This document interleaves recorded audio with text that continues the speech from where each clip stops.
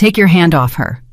The voice came from the darkest corner of the room, low and calm, and every glass in the lounge stopped moving. Ryan Caldwell had Olivia's wrist twisted behind her back, dragging her toward the storage room where no camera could see, and 40 people watched a young woman being hauled into the dark and did nothing. Nobody breathed. Until one man rose from the shadows of the VIP booth, and when Ryan turned to sneer at him, the whole city's most feared name stepped into the light. If this story moves you, please subscribe and stay to the very end, and comment which city you're watching from, so I can see how far my story has traveled tonight. Olivia Carter had learned a long time ago that the most dangerous men were not the ones who shouted. They were the ones who smiled while they hurt you, and Ryan Caldwell was smiling now. His grip tightened on her wrist until she could feel the bones grinding, and still he kept that thin, polished smile on his face, the one he used for customers, the one that made people believe he was charming. "Let go of me," she said. Her voice was quiet, but it did not shake. That was the thing about Olivia. She had a way of staying calm in the exact moment when calm made no sense. "You're embarrassing yourself," Ryan said through his teeth. "Come to the back. We'll talk in private. You don't want a scene in front of these people." "You're the one making a scene," she answered. "You're the one holding my arm." For a second, just a second, his smile flickered. He had not expected her to talk back. In 3 years of running the floor at the Black Rose Lounge, Ryan had never once been questioned by a barmaid, not by anyone under 30, not by anyone who needed the paycheck. And Olivia needed the paycheck more than most. He knew it. He counted on it. "You forget who signs off on your hours," he said, lower now, so only she could hear. "You forget who decides whether you have a job on Monday. Keep talking, sweetheart. Keep talking and see what happens." That word, sweetheart. He said it like a threat, and she felt the old fear rise up in her chest, the fear she had carried since she was a girl, the fear of being small and unheard in a room full of people who could crush you. But something in her refused to move toward that hallway. Some instinct older than the fear told her that once she went into the dark with a man like Ryan, she would never fully come back. "I said, let go," she repeated. The lounge held its breath. Olivia was 23 years old, and to the regular customers of the Black Rose, she was the reason they came back. She was not the most experienced person on the staff. She was not the one with connections, or the one whose uncle knew the owners, or the one who had gone to some fancy hospitality school on somebody else's money. She had none of that. What she had was rarer and harder to fake. She remembered people. She remembered that the old man by the window liked his coffee with exactly 1 sugar and a splash of cream, and that his wife had passed the year before, and that on Thursday nights he came in just to not be alone. She remembered that the nervous young couple who came for their anniversary had saved for 2 months for that single dinner, so she quietly told the kitchen to send out a dessert on the house. She believed, deep in her bones, that hospitality had nothing to do with alcohol. It had to do with making a stranger feel, for 1 hour, that the world had a place for them, and people felt it. That was why they loved her. That was why tonight, 3 of the most important customers in the room had stood up and toasted her by name, and told the whole floor that Olivia Carter was the best thing about the Black Rose Lounge. And that was exactly why Ryan Caldwell was dragging her toward a hallway with murder in his eyes. "You made me look like a fool out there," he hissed as he pulled. "Standing there smiling while they praised you. Do you know how that looks? Do you know what people think when the barmaid gets more applause than the man running the floor?" "I didn't ask them to say anything," Olivia said. "You didn't have to.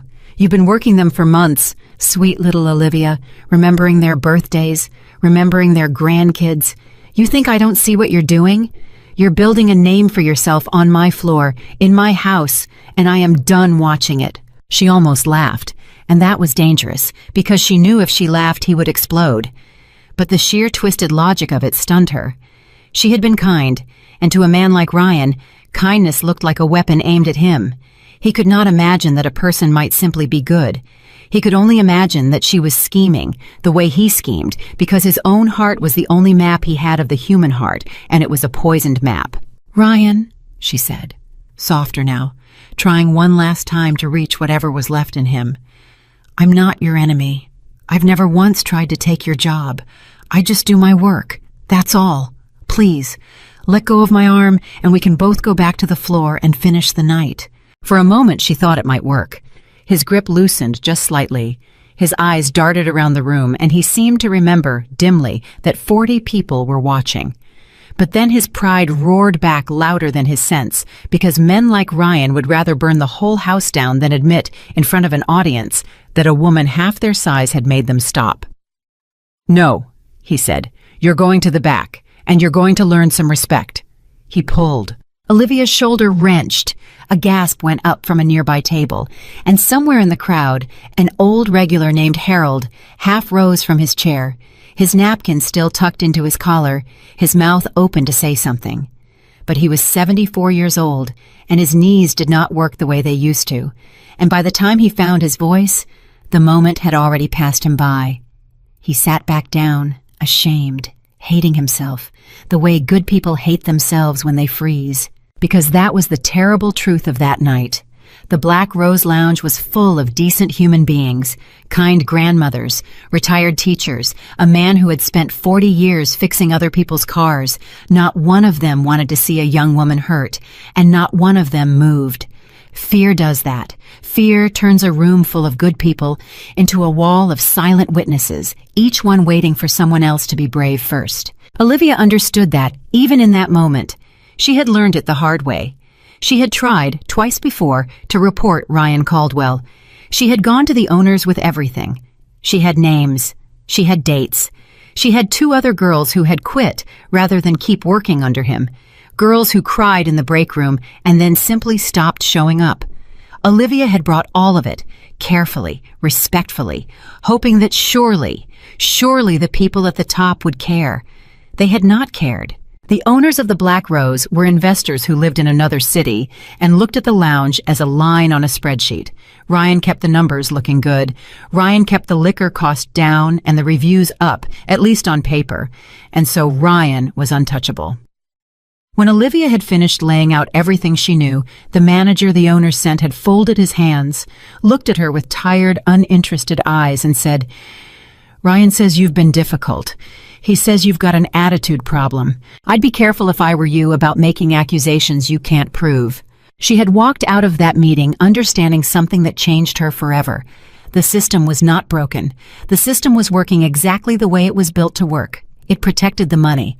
It protected the men who made the money. And it left girls like her standing alone. So she had stopped reporting.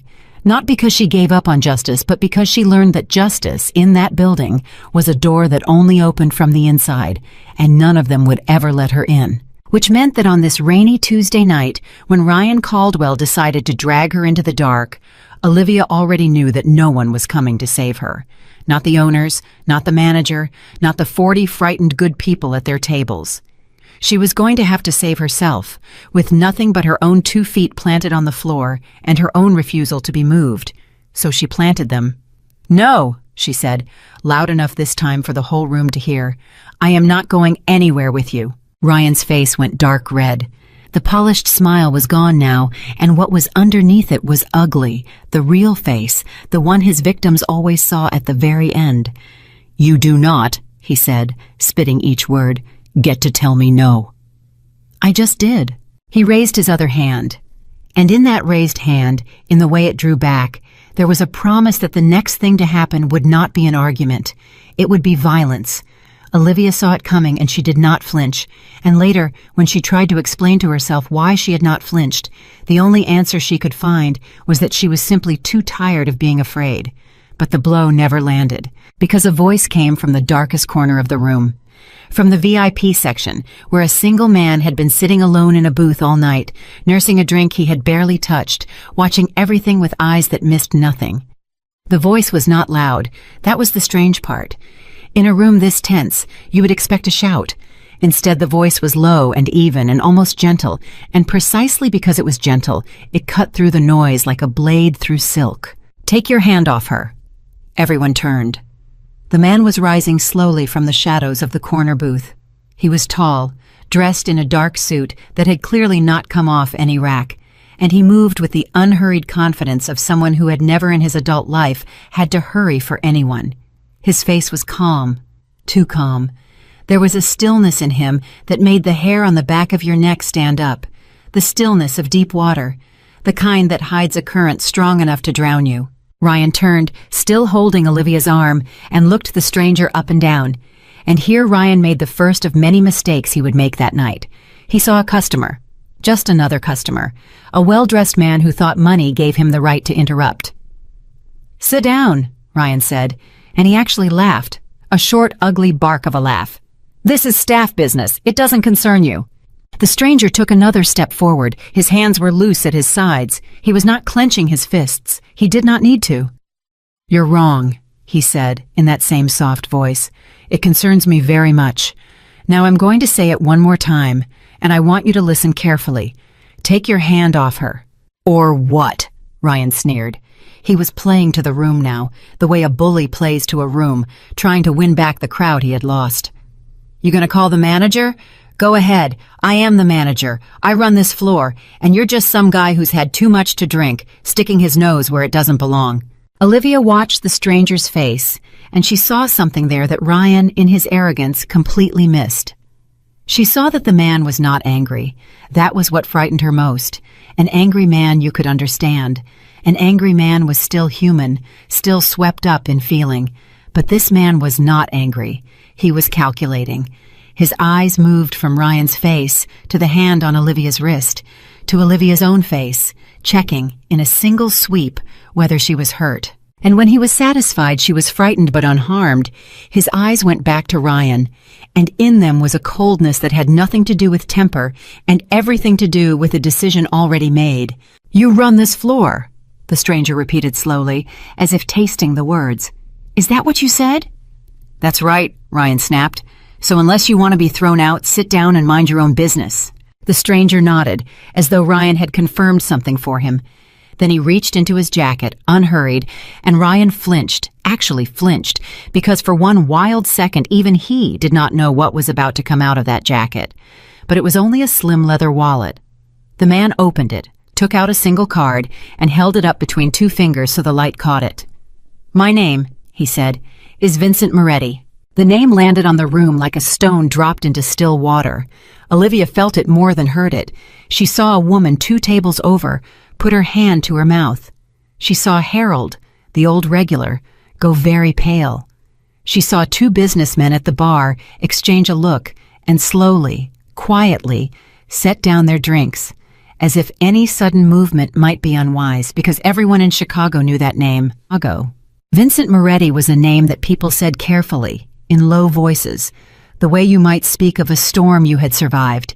He was rumored to control businesses across the city, to have the ear of powerful men and the fear of dangerous ones, to be able to build a person up or take everything they had with a single phone call. His family's history was written in whispers, and the whispers were dark. People said the Morettis had once ruled parts of this city through means that decent people did not discuss at dinner. People said that crossing a Moretti was the last mistake a man ever made. And this man, this Vincent Moretti, had been sitting quietly in the corner of the Black Rose Lounge for the last 2 hours, watching. Watching Olivia. Watching Ryan. Watching everything. Ryan Caldwell's face, which had been red with fury, drained slowly to the color of old paper. His grip on Olivia's wrist loosened all at once, and she pulled her arm free and stepped back, rubbing the bruised skin, her heart pounding so hard she could hear it in her ears. Ryan started, and his voice had lost every bit of its swagger. Mr. Moretti, I didn't realize." "No," Vincent said. "You didn't." The whole lounge was frozen. Nobody moved. Nobody dared. It was as if a lion had walked into a room full of house cats, and every instinct in every body was telling them to stay perfectly still.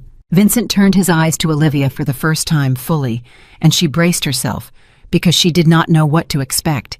She had spent her whole life at the mercy of powerful men, and every one of them had wanted something from her, and she assumed this one was no different. She expected to be looked at the way men like this looked at women. She expected to feel like a thing, but that was not how he looked at her. He looked at her the way you look at a person you have underestimated and are now reconsidering. There was respect in it. There was something almost like recognition. as though he had been searching a crowded room for someone and had finally found the face he was looking for. "Are you hurt?" he asked her. The question was so simple and so unexpected that for a moment Olivia could not answer. In 3 years at the Black Rose, no one in a position of power had ever asked her that, not once. "Are you hurt?" 2 words. She had to swallow before she could speak. "No," she said. "I'm all right." "Good," Vincent said. Then he turned back to Ryan, and the softness left his voice entirely. "You, come with me." "Mr. Moretti, I can explain. She's been causing problems. The customers were. It's a misunderstanding." "Come with me," Vincent said again, and this time there was no room in the words for argument. Ryan swallowed hard and followed, the way a man follows the officer who has just put him under arrest, all the fight gone out of him, his shoulders caving inward. And here is where the night began to turn into something none of them could have predicted. Because Olivia, watching this powerful and terrifying man take Ryan away, felt not relief but a strange new dread. She did not trust powerful men. She had learned not to.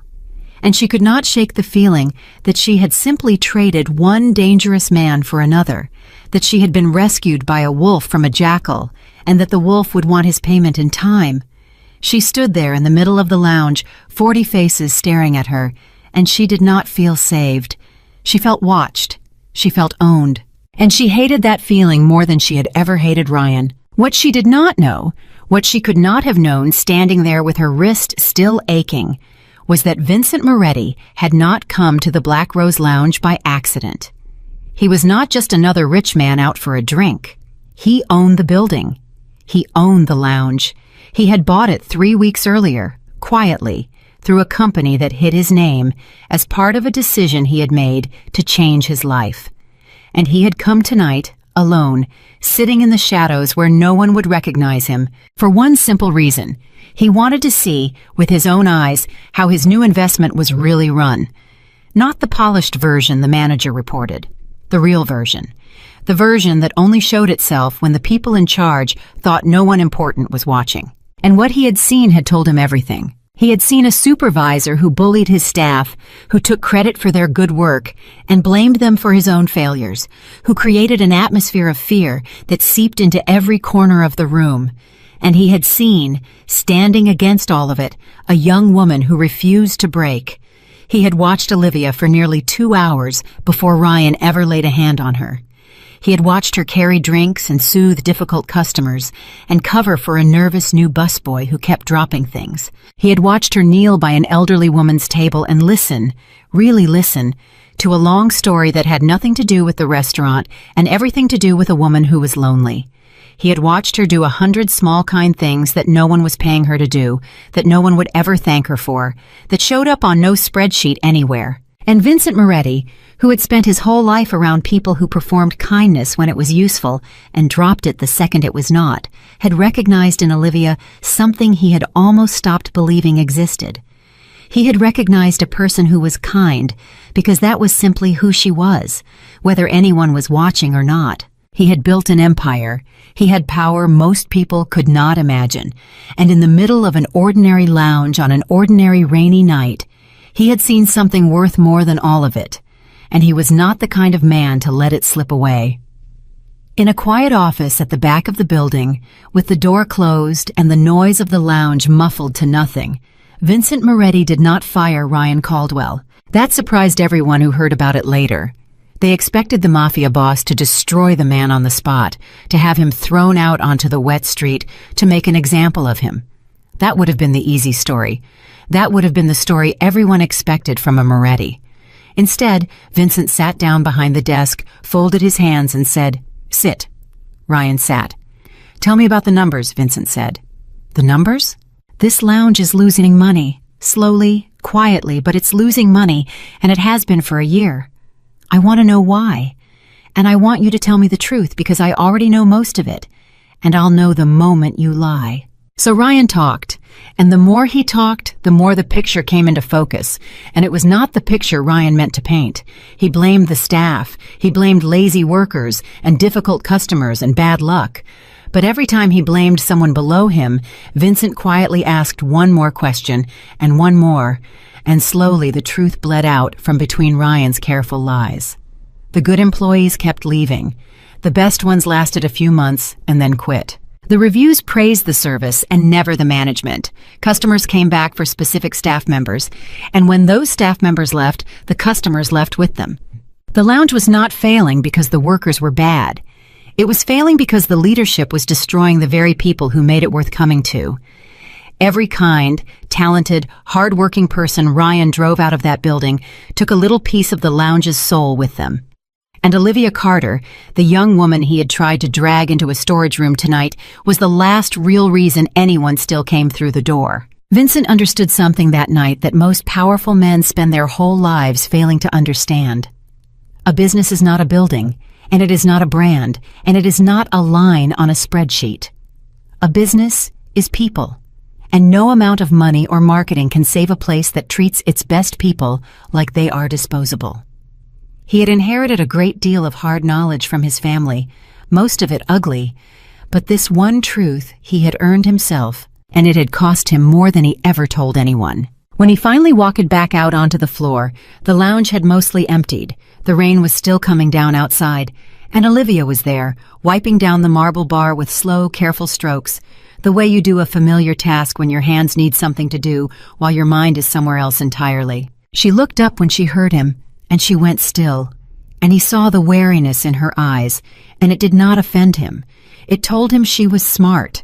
A woman who had been through what she had been through and still trusted powerful men would have been a fool, and Vincent had no use for fools.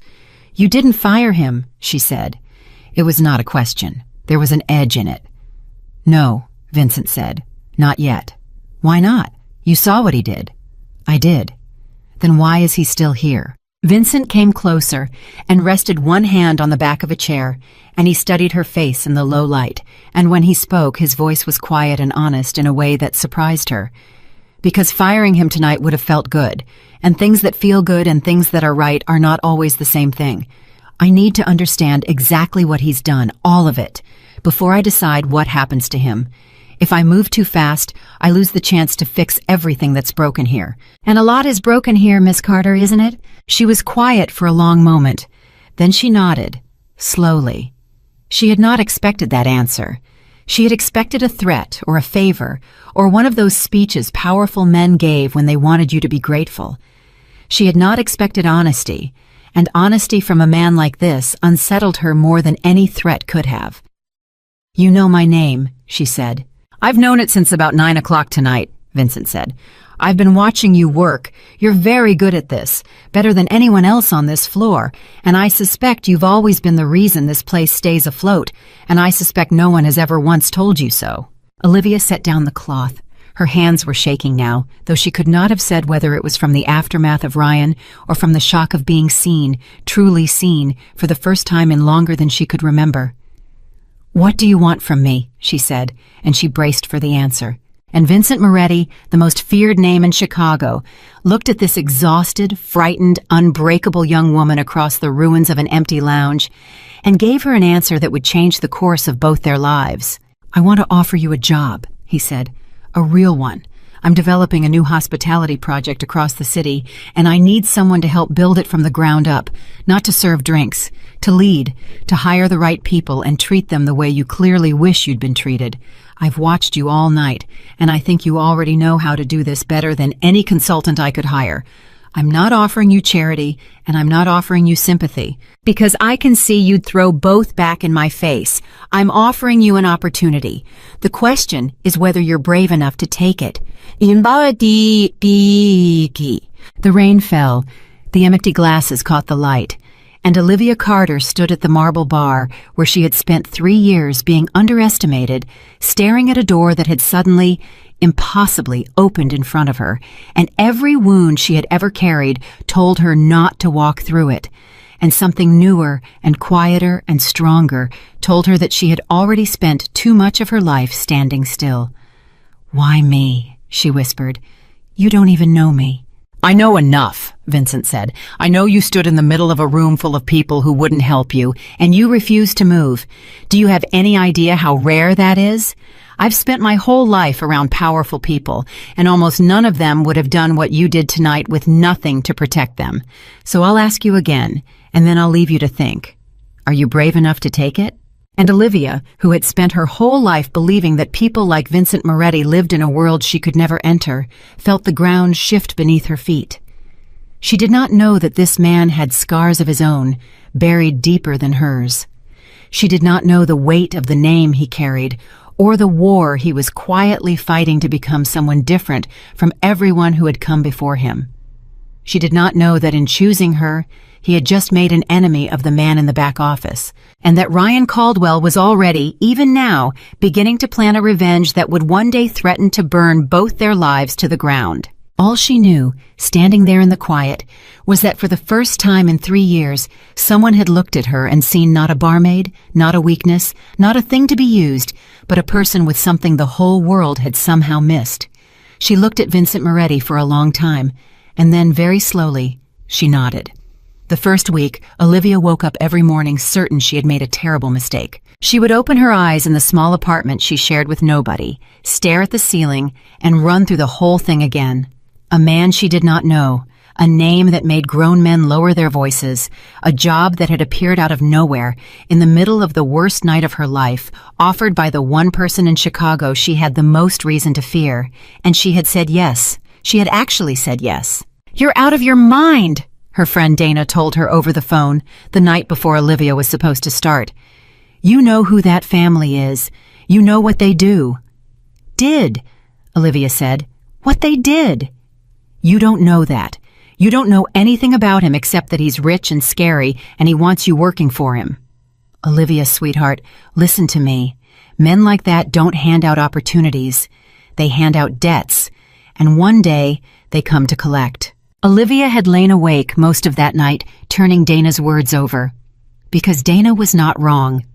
That was the terrible part. Everything Olivia had ever learned about powerful men said that Dana was right. And yet, there had been that question. "Are you hurt?" 2 words that no one with power over her had ever bothered to ask. She could not make those 2 words fit the story Dana was telling. She could not make them fit any story except the one she was afraid to believe, which was that maybe, just maybe, this man was different.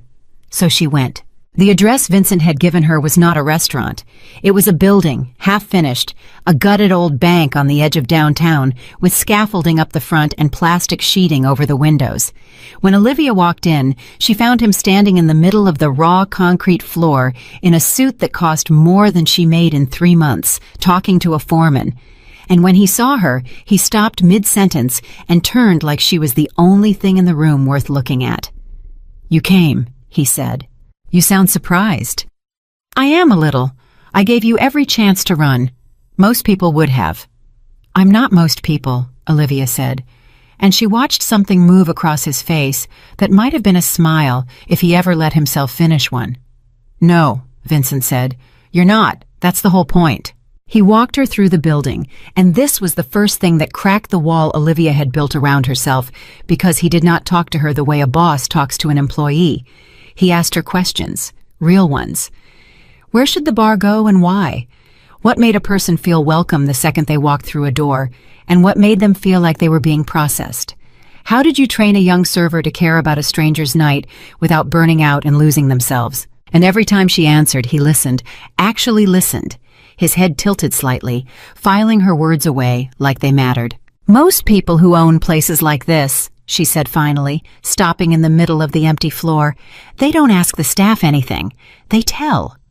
"Most people who own places like this," Vincent said, "are losing money and can't figure out why. I've watched 100 smart men run businesses into the ground because they were too proud to ask the person carrying the plates what was actually wrong. I'm not going to make that mistake, which is why I need you." 2 minutes into that answer, Olivia felt the ground shift under her a second time, because he had said it plainly, without flattery, as a simple fact. "I need you, not I'm doing you a favor, not you should be grateful. I need you." and she realized she had never once in her working life heard those words from someone who signed her paycheck. That was the first week. By the second week, Olivia had learned that the stories about Vincent Moretti were both completely true and completely wrong. They were true in that the power was real. She saw it. She saw the way people spoke to him, carefully, like they were handling something that might go off. She saw contractors who were 3 weeks behind suddenly finish in 4 days after a single phone call she was not allowed to hear. She saw a city inspector who had been dragging his feet on permits arrive personally, hat in hand, apologizing. The power was not a rumor. The power was a fact, and it moved the world around Vincent the way a current moves water. But the stories were wrong about what he did with it. She found the first piece of it by accident. A young man on the construction crew, barely 19, fell from the scaffolding and shattered his wrist. Olivia was there when it happened, and she rode with him in the ambulance because nobody else would.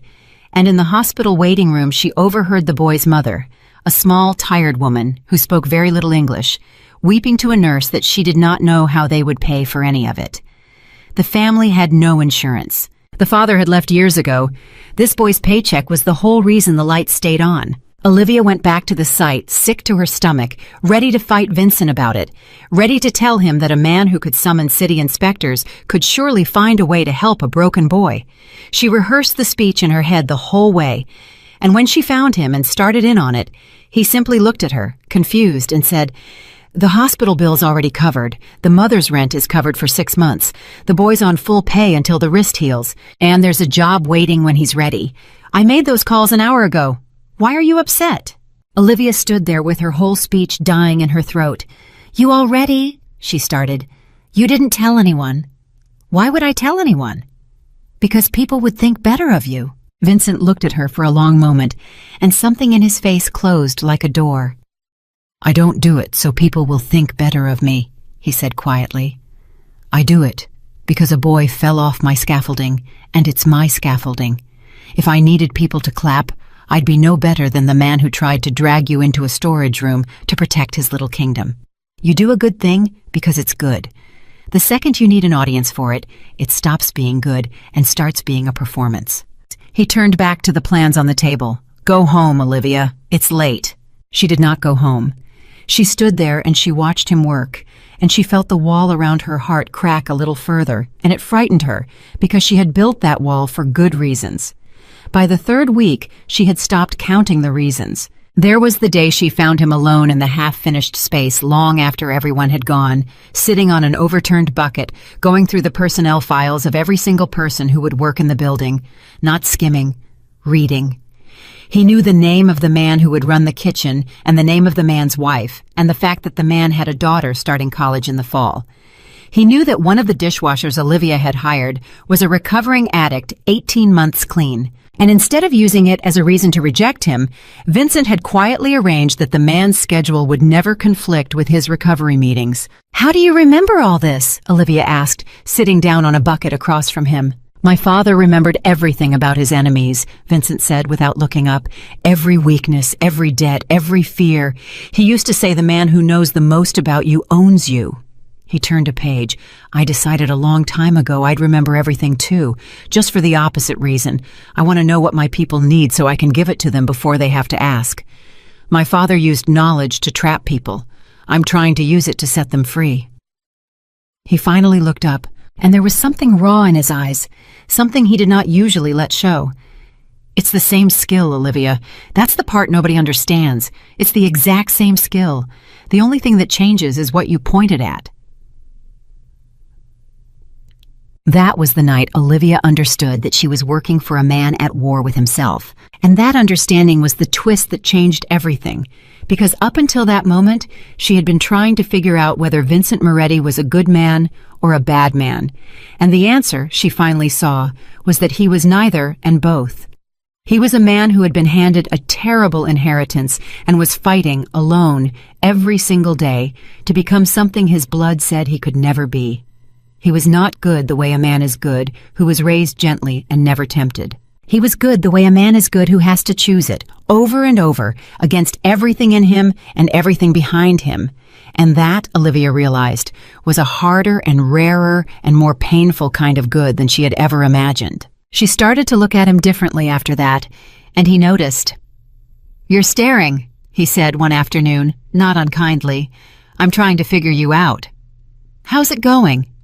"Badly," Olivia admitted, and for the first time she saw him laugh, a real laugh, surprised out of him, and it changed his whole face, and she thought, "Oh," and did not let herself finish the thought. The new place opened in the fall, and it was Olivia's, in every way that mattered. Vincent had given her the money and the power, and then, astonishingly, had stepped back and let her use them. She hired the staff, she trained them, she built the culture from nothing, from the ground up, the way she had always dreamed a place could be run if only someone would let her. She hired the girls who had quit the Black Rose rather than work under Ryan, tracked them down one by one, and offered them real jobs with real respect, and watched them come back to life. She built a place where a server could report a problem and know it would be taken seriously, where talent mattered more than who you knew, where a 23-year-old barmaid with nothing but genuine kindness could walk in the door and be seen. And the place worked. God, it worked. Within 2 months, it was the hardest reservation in the city. Within 3, the same important customers who had once praised Olivia at the Black Rose were coming to her new place instead, and telling everyone they knew, and the numbers Vincent watched so carefully were climbing in a way the old lounge had never managed in its best year. "You did this," Vincent told her one night, both of them standing at the back of the full dining room, watching it hum. "We did this." "No," he said. "I wrote checks. Anyone can write a check. You built something people love. Those are not the same thing, and I need you to understand the difference, because you've spent your whole life letting people convince you that what you do is small." He turned to look at her. "It isn't small, Olivia. It's the whole thing. It's the only thing that was ever real about any of this." 10 weeks into the success, on a Tuesday night that started like any other, the past walked back through the door. Olivia was at the host stand when she saw him, and her whole body went cold before her mind even caught up. Ryan Caldwell, standing in the entrance of her restaurant, in a suit a little too shiny, with a smile she knew far too well. He looked older, thinner. There was something desperate underneath the polish now, something she had not seen on him before, and it made him more dangerous, not less. The way a cornered animal is more dangerous than a comfortable one. "Well," Ryan said, looking around at the beautiful full room, at the staff who moved with confidence, at everything Olivia had built. "Look at all this. Look at how far the little barmaid has come." "You need to leave," Olivia said. Her voice was steady, but her heart was slamming. "Is that any way to talk to an old colleague? I just came to congratulate you, and to see it for myself." His eyes moved over the room, and there was calculation in them, the same calculation she remembered, the same trick of looking at people's kindness and seeing only weapons. "You know, I lost my job after that night. Did you know that? Your friend Moretti made sure of it. Not right away. He's too smart for that. He did it slow, quiet. A word here, a phone call there. By the time I understood what was happening, no one in this city would hire me. Do you have any idea what that's like? To be erased? You did that to yourself, did I?" Ryan stepped closer and dropped his voice, and the smile stayed, but his eyes went flat and hard. "Let me tell you something, sweetheart. I've had a lot of time on my hands these past months. A lot of time to look into things, to ask questions, to find out exactly who Vincent Moretti is, and where his money really comes from, and what his family really did in this city." He let that sit. "I know things now, Olivia. Things that would end him. Things that would put your beautiful new career in the ground right next to him. So before you tell me to leave again, you might want to think very carefully about how you treat me." The floor seemed to tilt under Olivia's feet. 2 minutes ago, she had been running a perfect night. Now the whole thing hung by a thread, and the thread was in Ryan Caldwell's hand. "What do you want?" she said. "There she is," Ryan said softly. "There's the smart girl. What do I want? That's the right question." He glanced around the room once more. "For now, I want you to remember that I exist. I want you to remember every time you're standing here feeling proud of yourself that I can take it all away with one conversation and the right reporter. And when I decide what I want from you, and I will, you're going to give it to me, because you have too much to lose now, don't you? That's the thing about building something. It gives your enemies a place to aim. Mikala. He turned to go and then stopped and looked back over his shoulder and delivered the line he had clearly saved. By the way, does your boss know you've started to look at him the way you do? Because I saw it just now, watching you two across the room. You've fallen for him, the Mafia boss. How's that going to look, Olivia, when it all comes out? The Moretti crime family and his sweet little girlfriend who used to sling drinks. He smiled. Sleep well. And then he was gone, out the door, into the night, leaving Olivia standing at the host stand with her hands shaking and her whole beautiful world suddenly balanced on the edge of a knife. She did not tell Vincent that night. She told herself it was because she needed time to think, but the truth was uglier, and she knew it. She did not tell him because Ryan had said the one thing that was true. She had fallen for him. Somewhere in the past 3 months, watching this impossible man fight his own blood to become someone better, she had fallen, quietly and completely, and she had not admitted it even to herself until Ryan Caldwell said it out loud in the middle of her restaurant. And now she could not look at Vincent without feeling exposed, without feeling that her own heart was one more weapon someone could use against them both. She lasted 4 days. On the 4th day, Vincent found her alone in the back office after closing, and he did not ask her what was wrong. He simply sat down across from her and waited, the way he waited for contractors and inspectors and everyone else, with a patience that eventually pulled the truth out of people, because it was clear he would sit there all night. Ryan came in, she said finally. Vincent went very still. When? 4 days ago. 4 days. Something dangerous flickered behind his eyes, and then he mastered it, and when he spoke, his voice was controlled. Tell me exactly what he said, all of it. Don't leave anything out to protect me. So she told him. She told him about the threats, about the reporter, about the things Ryan claimed to know.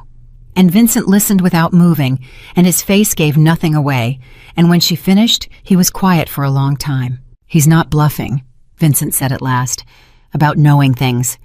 My family's history is real, Olivia. It's ugly, and it's real, and I've spent years and a great deal of money trying to bury it deep enough that it can't reach the people I care about. But nothing stays buried forever. If Ryan's been digging, he's found some of it. Maybe a lot of it. He leaned back. The question is what he intends to do with it. He said he'd take everything from us, from you, from me, from this. She gestured at the restaurant, at the things she had built, at the first real home she had ever made for herself. Vincent, I can't lose this. I've never had anything, and now I have this, and I can't. You won't, Vincent said. You don't know that. No, he admitted. I don't, but I know something else. He leaned forward, and now there was something in his eyes she had not seen before, something old and cold that reached back into the blood he was always fighting. I know exactly how my father would have handled a man like Ryan Caldwell. I know it the way I know how to breathe. There would be one phone call, and by tomorrow morning, Ryan Caldwell would simply cease to be a problem, permanently, and no one would ever ask a single question, because that's how it worked. That's how it always worked. That's the world I come from. He said it flatly, without drama, and that was what made it terrifying. I could make him disappear, Olivia. Tonight. Right now. And part of me, the part I hate, the part I've been fighting my whole life, is telling me that it would be so easy and so clean, and that everyone I care about would be safe. The room was very quiet. And that terrifies me, Vincent went on, softer now, more than anything Ryan could ever do to me. Because for 3 months, I've told myself I've changed, that I'm not that I built all of this and hired all these people and rebuilt a broken boy's family because I'm different from every Moretti who came before me. And then a man threatens the thing I love, and I find out that the old way is still right there, still in my hand, still the first thing I reach for when I'm afraid. He looked at her. So here's the truth, and I need you to hear it, because you deserve to know exactly who you're standing next to. I don't know what I'm going to do about Ryan Caldwell, and I'm frightened of what I'm capable of." Olivia stared at him, and in that moment 2 things became clear to her at once, and they arrived so close together that she could not tell which one hit harder. The first was that she had been wrong all those weeks to think of Vincent as a man who had simply chosen to be good. He had not simply chosen it. He was choosing it right now in front of her, and it was costing him, and the outcome was not certain. The war she had glimpsed weeks ago was not won. It was being fought this very second, in this very room, and she was the reason it had gotten so hard. And the second thing, the thing that made her chest ache, was that he had said the thing I love. He had not said business. He had not said restaurant. He had said the thing I love, and he had been looking at her when the word love left his mouth, and she did not think he had even noticed doing it. "Vincent," she said carefully, "look at me." He looked. "The reason I respect you," she said, and her voice was steadier than she felt, "is not that you're powerful. I've known powerful men. Powerful men are the ones who tried to break me my whole life. Ryan is powerful, in his own small way. Power isn't rare. Power is everywhere, and most of the people who have it use it to hurt whoever's smaller than them." She reached across the desk, and after a moment she put her hand over his, and she felt him go still. "The reason I respect you is that you have all of it. More than any of them, and you keep choosing not to use it that way. That boy on the scaffolding, the girls I hired back who Ryan drove out, the dishwasher and his meetings. You could have ignored every single one of them and no one would have blamed you. And you didn't. So don't tell me you're afraid you're still that man, because I've watched you for 3 months not be that man 100 times when no one was watching and no one would ever know." Vincent's jaw worked. He looked down at her hand over his. "If you make Ryan disappear tonight," Olivia said very gently, "then you save this. You save me, you save the restaurant, you save yourself. And you lose the only thing that ever made you different from your father. And I promise you, Vincent, I would rather lose everything we built, all of it, every table and every dollar, than watch you become the thing you've spent your whole life running from, because I didn't fall in love with the Mafia boss." The word was out before she could stop it, and she watched it land, watched his eyes come up to hers. "I fell in love with the man who's trying so hard not to be one. Don't take him away from me, not even to protect me, especially not to protect me." For a long moment, neither of them moved. "You said it," Vincent said quietly. "Said what?" "Fell in love." Olivia felt the heat climb up her neck, but she did not take it back, and she did not look away, because she had spent her whole life being small and unheard, and she was done with that. She had been done with that since the night she planted her feet on the floor and told Ryan Caldwell no. "Yes," she said, "I did, and I meant it. And now you know, and you can do whatever you want with it, but I'm not going to pretend anymore. I've done enough pretending to survive. I don't want to survive anymore, Vincent. I want to live. And I want to live it here, with what we built, with you, as the man you actually are, and not the one you're afraid you might be." Vincent turned his hand over under hers so that their palms met, and he held her hand, and for a man who could summon inspectors and finish jobs in 4 days and make problems disappear with a phone call, his hand was not entirely steady.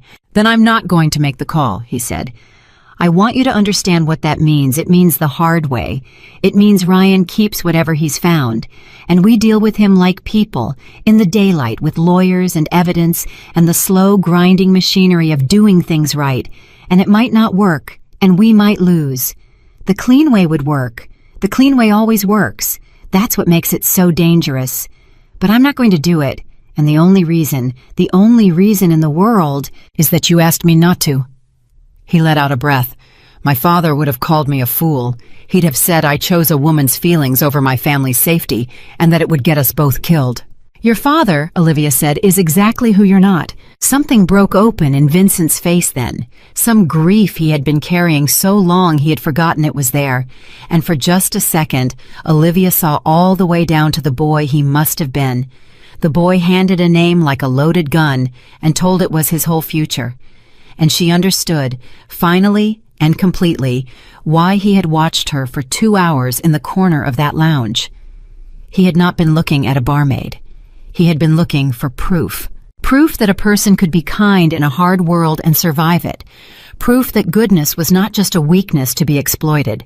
She had been, without knowing it, the evidence he had been searching for his whole life, that the war inside him was worth fighting.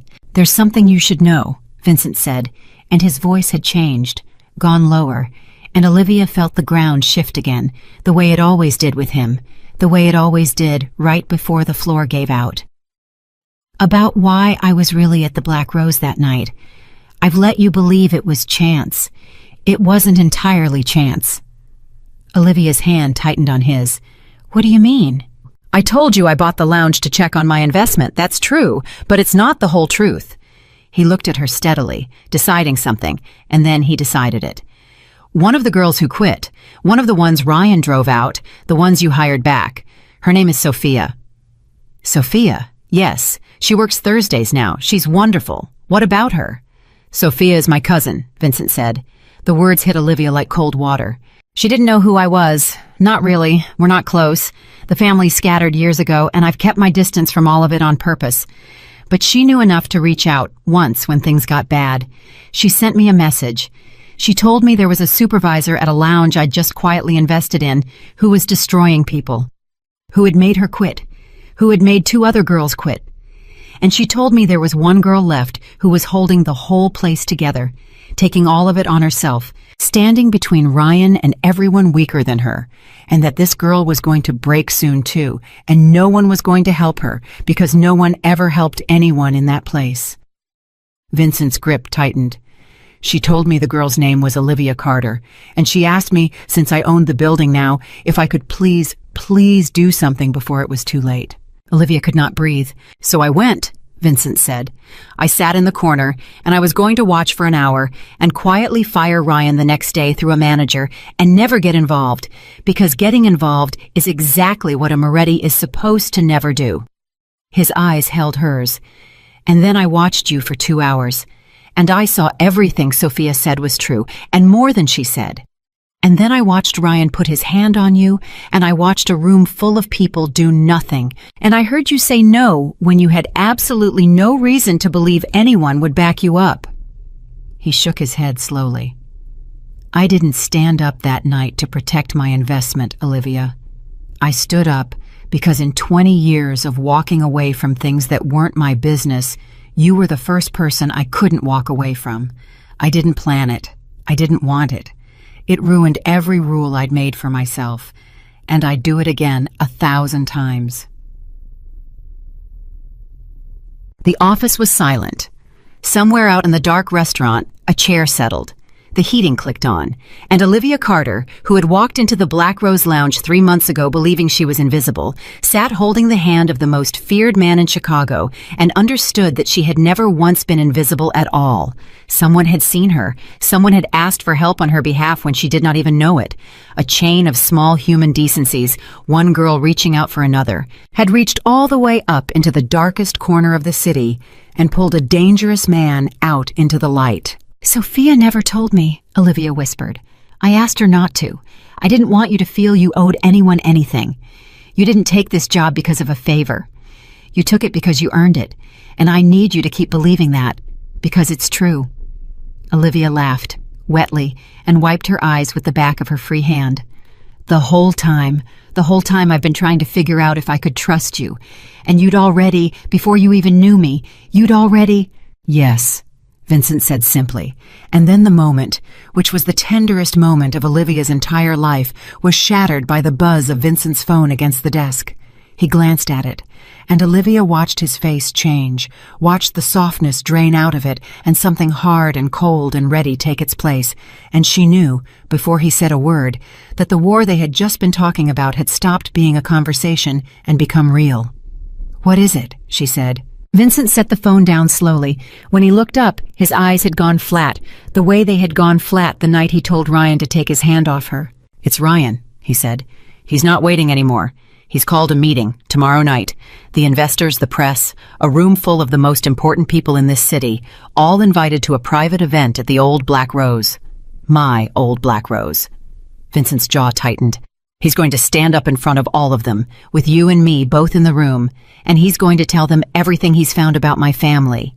He's going to burn it all down in public, where I can't touch it, in front of the exact people whose opinion decides whether anything I've built survives."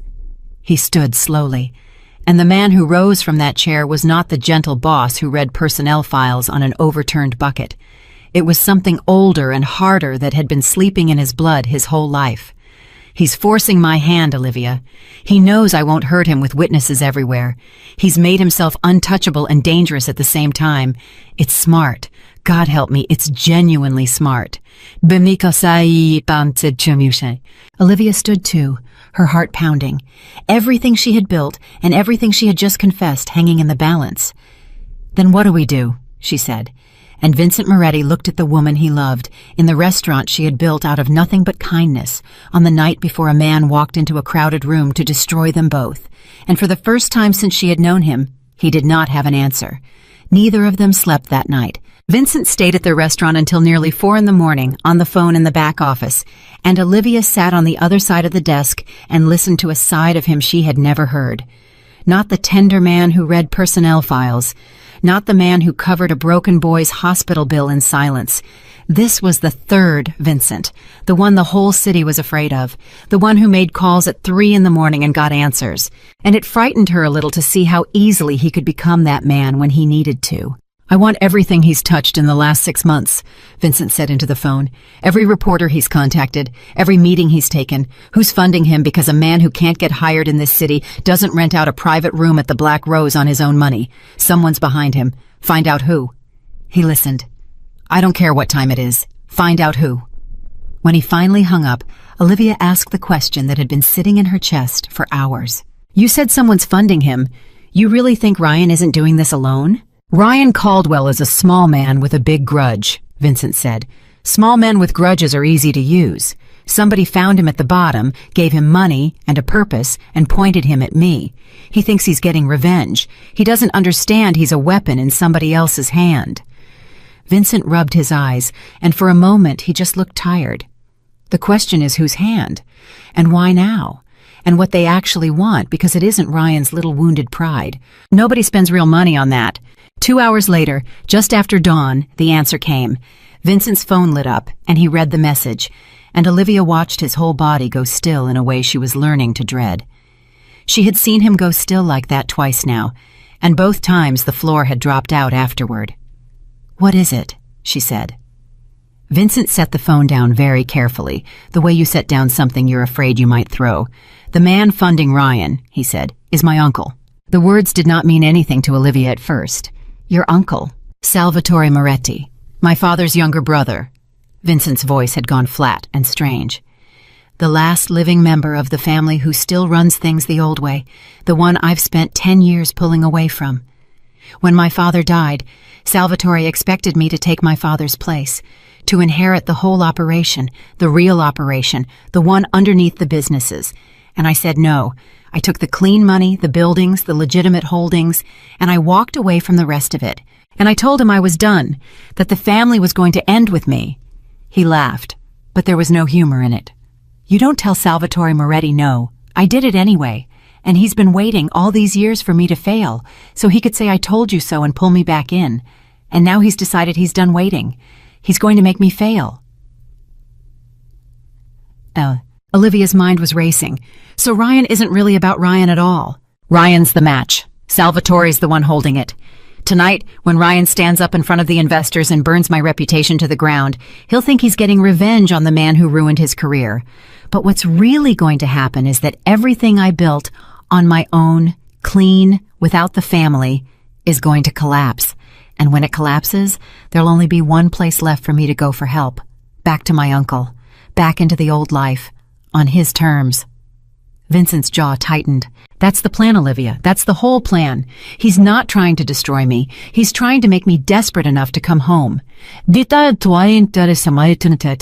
Olivia sat with that, and the cruelty of it took her breath away. It was so much worse than a simple threat. It was a trap built out of a man's own success, designed so that the harder Vincent had worked to become good, the more he had to lose, and the more he lost, the more he'd need the very thing he'd been running from. He knows you, she said quietly. He built this so your own life becomes the weapon against you. That's what family does when family is like mine, Vincent said. They study you. My father taught me that himself, remember? The man who knows the most about you owns you. Salvatore knows everything about me. He knows I won't kill Ryan because he knows I've changed, and he's counting on it. He's using my own goodness against me. If I were still the man he wanted me to be, this wouldn't work. The old me would have made Ryan disappear a week ago, and Salvatore would have nothing. Vincent looked at her, and something raw moved in his eyes. The thing I've been fighting my whole life to become is the exact thing that's about to sink me. Do you understand what that does to a person? To find out that being good is the reason you're going to lose? And there it was, the deepest twist of all, the one that had been coiled underneath the whole story from the beginning. Vincent's uncle had not simply attacked him. He had turned Vincent's redemption itself into the trap. Every good choice Vincent had made, every mercy, every act of restraint, had been quietly building the very structure that was about to fall on him, and the only escape the old man had left open was the door marked, "Come home." Olivia stood up. She came around the desk, and she took Vincent's face in both her hands, which she had never done before, and made him look at her. "Then we don't play his game," she said. "Olivia, no, listen to me. He built a trap where every good thing you do makes it worse. Fine, so we stop thinking like him. He's counting on you to either become a monster or become desperate. What if you do neither? What if you win the exact way he thinks is impossible? Clean, in the daylight, the good way, and you make it work?" "The good way doesn't work against people like Salvatore. That's the whole point. That's why he's like that. He learned a long time ago that the ruthless win." "Then let's be the first ones to prove him wrong," Olivia said, "because I'd rather lose fighting your way than win his. And so would you. That's the only reason he's had to build something this complicated. If you were easy to corrupt, he'd have done it already." Vincent looked at her for a long time, and she watched the exhaustion and the fear and the old darkness war across his face, and then, slowly, something else rose up underneath all of it. Not the cold thing, something warmer and harder at the same time. Resolve. "You know what the maddening thing is," he said quietly. "What?" "You've been running my company for 3 months. You built the most successful restaurant in the city from an empty bank building, and you still don't understand that the reason I'm even considering fighting a man like Salvatore the clean way is that I watched you do the impossible with nothing but kindness, and it worked."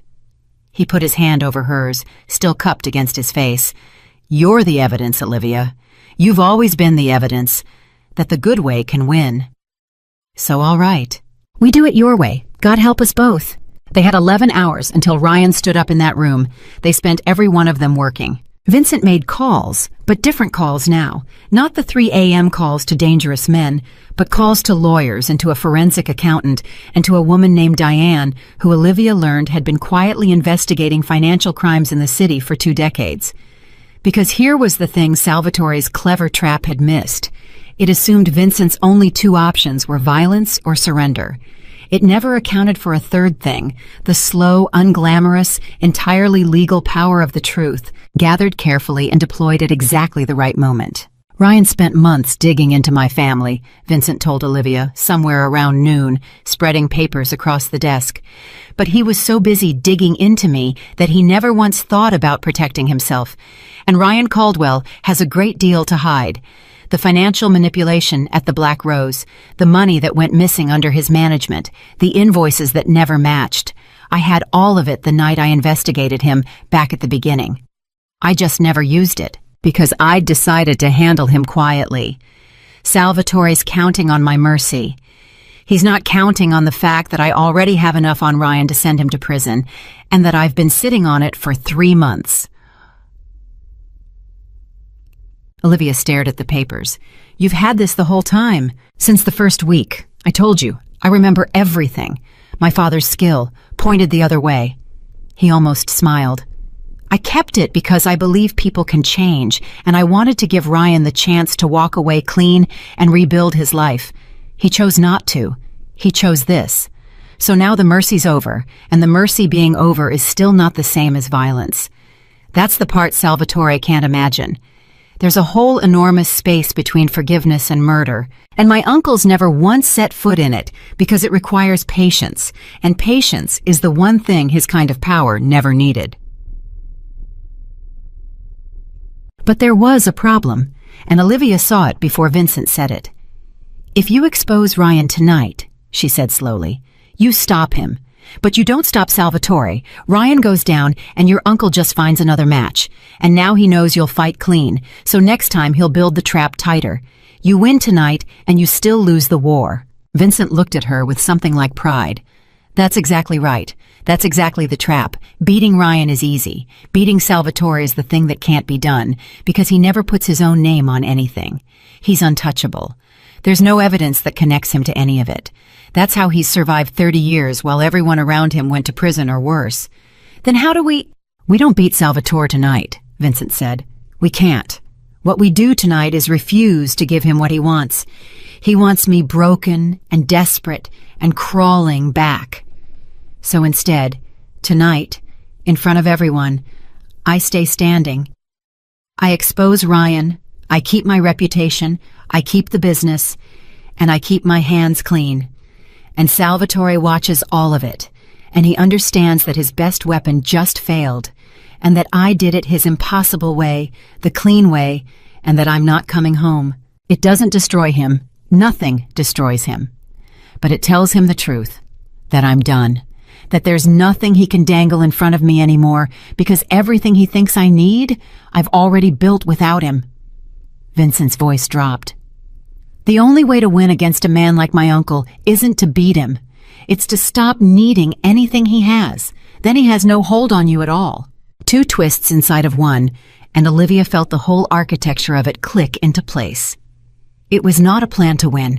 It was a plan to become unbeatable, which was something else entirely, and something Salvatore, whose whole life ran on other people's needs and fears, would never see coming.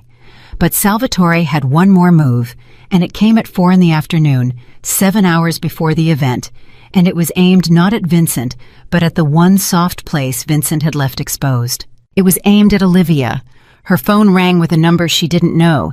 She almost didn't answer. She wished later that she hadn't. "Miss Carter?" The voice was old and cultured, and warm in a way that made her skin crawl precisely because it was so pleasant. "You don't know me. My name is Salvatore Moretti. I believe you've become acquainted with my nephew." Olivia's blood went cold. She looked across the office at Vincent, who was on another call, his back to her, and she did not know why, but she stepped into the hallway and lowered her voice. "What do you want?" she said. "Directness. I appreciate that. Vincent chose well, I'll give him that. He always did have an eye for quality." A pause. "I'm calling to offer you something, my dear. A kindness, really.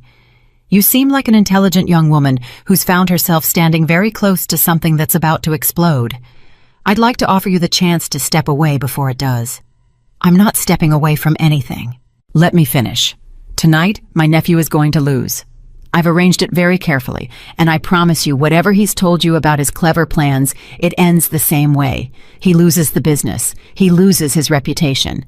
And a young woman who tied her entire future to him, a woman with no money of her own, no family backing, nothing but a job that's about to vanish, that young woman loses everything, too."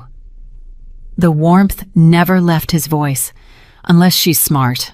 I can make sure you land safely, Olivia. A new position, a generous one, somewhere far from the wreckage. All you have to do is not be in that room tonight, get sick, have a family emergency. Simply don't show up. And whatever happens to Vincent, you'll be taken care of. You'll be fine." Olivia stood in the hallway with the phone against her ear and understood, with perfect clarity, that this was the real trap. Not Ryan, not the reporters. This quiet, warm, reasonable voice offering her a life raft while the ship went down. Because Salvatore had studied her too. He knew she had grown up with nothing.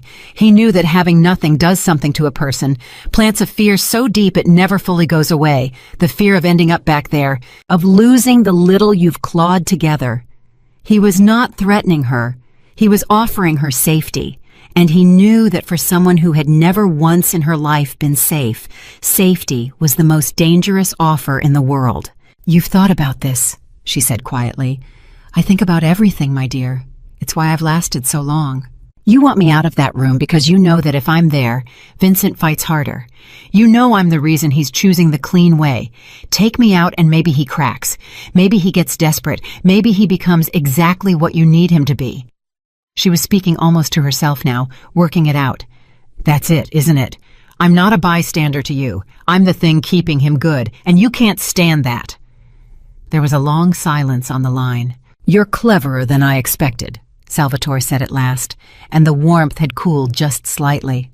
Which means you understand your situation exactly. You are the only thing standing between my nephew and where he belongs. I've offered you the kind way out. I'd advise you to take it, because the people who stand between me and what I want do not historically fare well. And there it was, under the velvet, the blade. Olivia should have been terrified. Part of her was.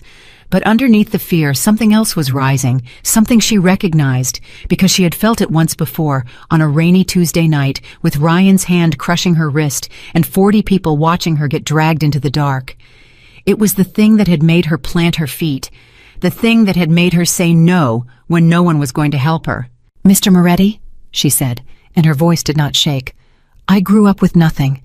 Do you understand what that means? It means I already know how to lose everything. I've done it. I survived it. You're trying to scare me with the one thing I'm not afraid of, because I've already been to the bottom, and I climbed out, and I'm still here." She took a breath. "You think having nothing to lose makes me weak. It's the opposite. It makes me the one person you can't buy and can't scare, because you're offering me back the exact thing I already lived through and beat. So no, I'll be in that room tonight, front row. And I'm going to watch your nephew win the clean way, and I'm going to watch you realize there's nothing left of yours he needs. Have a good evening." She hung up before he could answer, and stood in the hallway with her heart slamming against her ribs, and realized her hands were shaking so hard she nearly dropped the phone. When she walked back into the office, Vincent had finished his call, and he took one look at her face and crossed the room in 3 steps. "What happened? Olivia, what happened? Who was that?" She told him, all of it, and she watched his face go through fury and fear and something that looked at the end almost like awe. "He called you," Vincent said. "He went around me and called you directly. He offered you a way out and you told him no." He said it like he couldn't quite believe it. "Olivia, people spend their whole lives doing whatever that man tells them. Governors, judges, men with armies of lawyers. And you told him to have a good evening and hung up." "I told you," she said, and she was crying now, from the adrenaline, from the fear she'd held back through the whole call. "I already know how to lose everything. He can't threaten me with it. It's the only advantage I've ever had." Vincent pulled her in and held her, and for a moment neither of them said anything. 2 people who had come from opposite ends of everything and somehow ended up standing in the same fire. "He's going to come after you," Vincent said into her hair. "Not tonight. Tonight he'll lose and he'll retreat, because he always retreats when a plan fails. He never overcommits. But he doesn't forget. Someday, when I'm not looking, he'll come after you, because you're the one thing that beat him, and men like Salvatore can't live with that." "Then we'll deal with it someday," Olivia said. "Together, the clean way, like everything else." Vincent pulled back and looked at her, and there was a decision forming in his eyes, one she couldn't read yet. "There's one more thing I have to do before tonight," he said, "and you're not going to like it." "What?" "I have to give Ryan a choice." Olivia stared at him. "A choice. Vincent, he's about to destroy you in front of the whole city. He's working for the man who just threatened to ruin my life. What choice could you possibly—" "The same one I always meant to give him," Vincent said. "Before tonight, before the room fills up, I'm going to sit down with Ryan Caldwell one more time, and I'm going to show him exactly what I have, the financial evidence, enough to send him to prison for years, and I'm going to tell him the truth, which is that Salvatore is using him, that the moment tonight is over, Salvatore will drop him and he'll take the fall alone, that he's not the hunter in this, he's the bait, and then I'm going to offer him the door." Vincent's jaw was set. He walks away tonight. He doesn't stand up. He testifies to what Salvatore's been doing instead, and in exchange, I don't send him to prison, and I help him rebuild his life somewhere far from all of this. A real chance. His last one. He'll never take it, Olivia said. You know him. His pride? Maybe, probably. But I have to offer it. Vincent's voice was quiet and certain. Because you told me something months ago that I haven't been able to put down. You said people should be judged by what they choose to become after their mistakes. And if I don't give Ryan the chance to make that choice, then I'm the one deciding he can't change. And who am I, of all the people on this earth, to decide that a man can't change? He almost smiled. I'm a Moretti trying not to be one. If I don't believe people can change, I have to give up on myself first. Olivia looked at this man, this impossible man, who was about to walk into a room full of enemies with a plan built entirely out of mercy and truth, and the refusal to become what everyone expected. And she understood that she had never in her life admired anyone the way she admired him in that moment. Okay, she said, then let's go give him the choice.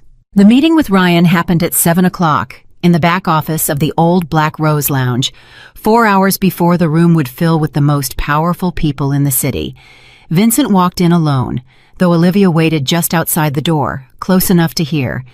And what happened in that room was not what any of them expected, because when Vincent laid the evidence on the table, when he explained, calmly and without threat, exactly how much he had and exactly how many years it represented, Ryan Caldwell did not bluster. He did not sneer. He went very quiet. And when Vincent told him the truth about Salvatore, that he was bait and not hunter, that the old man would drop him.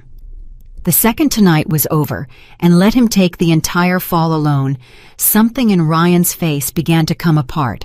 He told me, Ryan said in a voice Olivia had never heard from him, small and cracked, he told me I'd get everything back, my career, my reputation.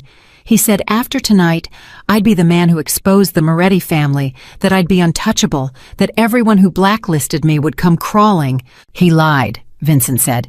That's what he does.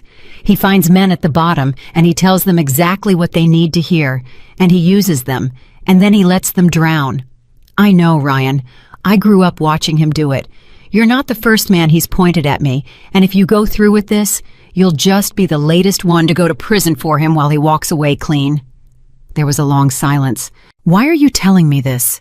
Ryan said finally. You could just let me destroy myself. You've got the evidence. You could stand up tonight and end me, and I'd deserve it. Why are you giving me a way out, after what I did to that girl, after what I did to you? And Olivia, standing in the hallway, held her breath. Because a young woman told me once, Vincent said quietly, that people should be judged by what they choose to become after their mistakes. I did terrible things, Ryan, or my family did, and I've spent 10 years trying to become someone else. If I get to try, so do you. This is your storage room, Ryan. This is the dark hallway. This is the moment where you find out who you actually are when someone's got their hand on your wrist and no one's coming to save you. He stood. So, what are you going to choose? Ryan Caldwell sat in that chair for a long time without answering, and every second of it stretched like a wire pulled too tight. Olivia, in the hallway, pressed her back against the wall and closed her eyes and prayed to a God she wasn't sure she believed in, that this broken, prideful man would find, somewhere in himself, the one good choice he had left. Because everything hung on it now. Everything. You don't understand, Ryan said finally, and his voice had gone hoarse. It's not that simple. Salvatore doesn't ask. He owns. He gave me money, Vincent. Real money. I took it. I've been living on it for 2 months. If I don't do what he wants tonight, if I turn on him, he won't just drop me. He'll come for me. I've seen the kind of people he keeps around. I turn on him and I'm a dead man. And there it was, the trap inside the trap. Ryan was not just a weapon. He was a hostage. Salvatore had made sure of it. He had bought Ryan so thoroughly that betrayal meant death, and now the only path to safety Ryan could see was to go through with the very thing that would destroy him in a different way. The old man had left him no exits. Every door led back to Salvatore. But Vincent had spent his whole life studying Salvatore, and he had anticipated this too. You're right, Vincent said. If you just turn on him with nothing, he kills you. That's true, so don't turn on him with nothing.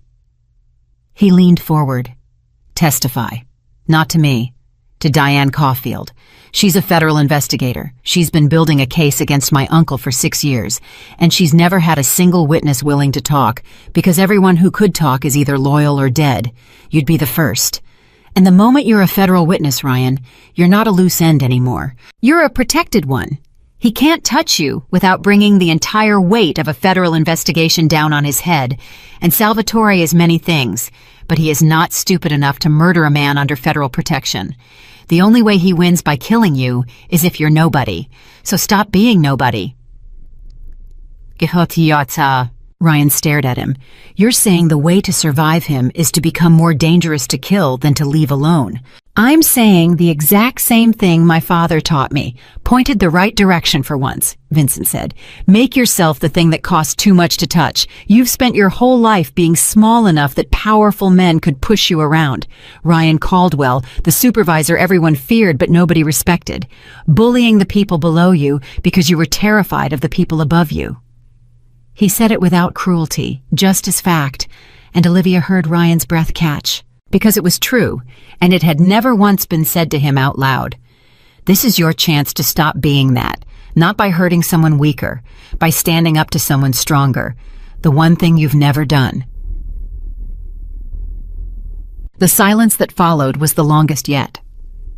Why do you even care? Ryan said, and his voice cracked all the way through now. I put my hands on that girl. I tried to drag her into a storage room. You should hate me. You should want me destroyed. Why are you sitting here trying to save my life? I don't know that I'm trying to save your life, Vincent said quietly. Maybe I'm trying to save my own. Because if I stand up in that room tonight and destroy you, even though you deserve it, even though it would be justice, I become a man who destroys people when he has the chance. And I've spent 10 years trying not to be that man. You're not the only one who gets tested tonight, Ryan. This is my storage room, too.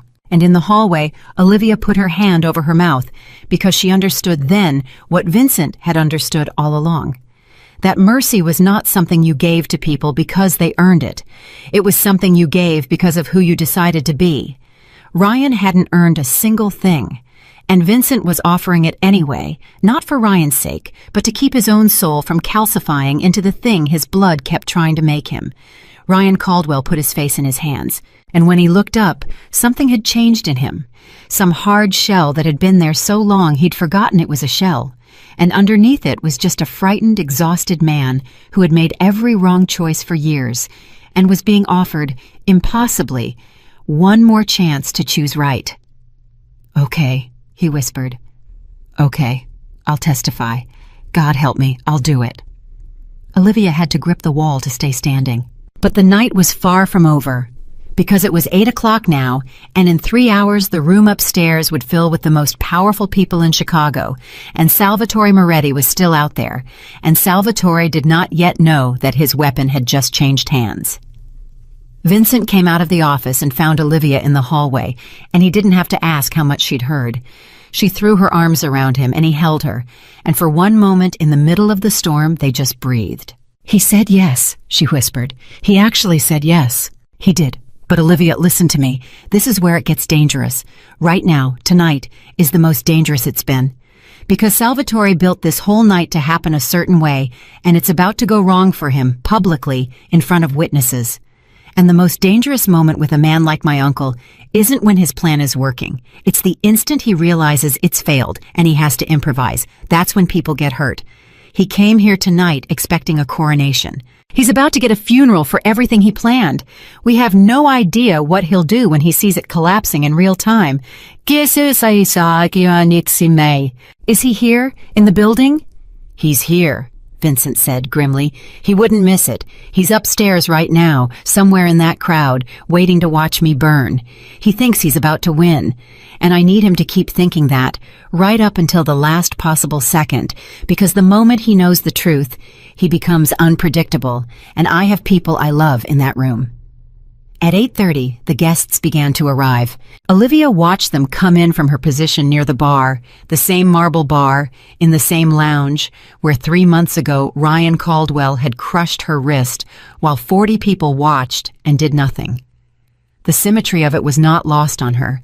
She was standing in the exact place where she had been most powerless, And tonight she was one of the two people holding the whole thing together. The investors came in their expensive coats. The reporters came with their careful eyes.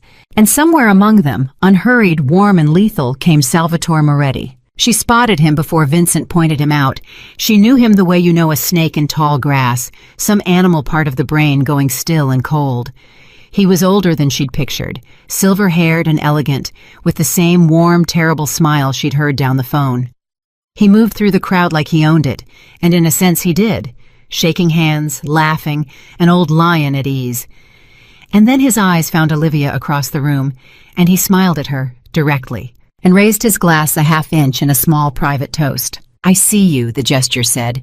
"I know you didn't take my offer, and I'm not worried in the slightest."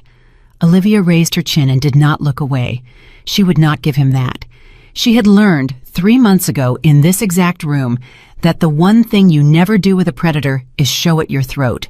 At 9 o'clock, Vincent took the small stage at the front of the lounge to welcome his guests, and the room quieted, and Olivia's heart began to pound so hard she thought everyone must be able to hear it.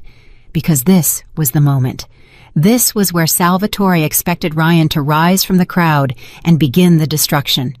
This was the trap, springing. Vincent thanked everyone for coming. He spoke calmly about the business, about the future, about the new restaurant Olivia had built, and the philosophy behind it. And Olivia watched Salvatore's face across the room, watched the old man wait, patient and pleased, for his moment. She watched him glance once toward the spot where Ryan was supposed to be, and she saw the first flicker of something cross his face when Ryan did not move. "Before we go any further," Vincent said, and his voice changed, and the whole room felt it.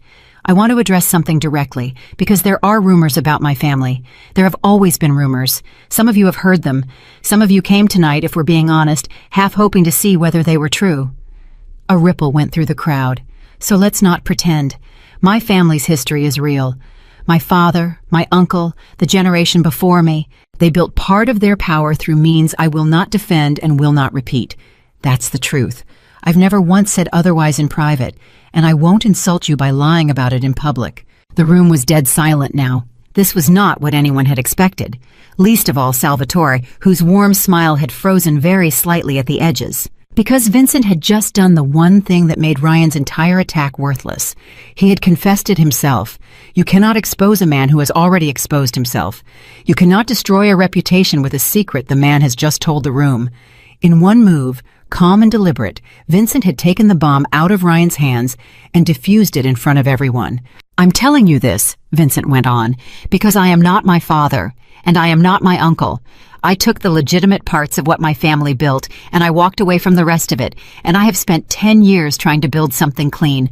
This restaurant, the new one, the people in this room whose lives have gotten better because of honest work. That's what I'm offering you.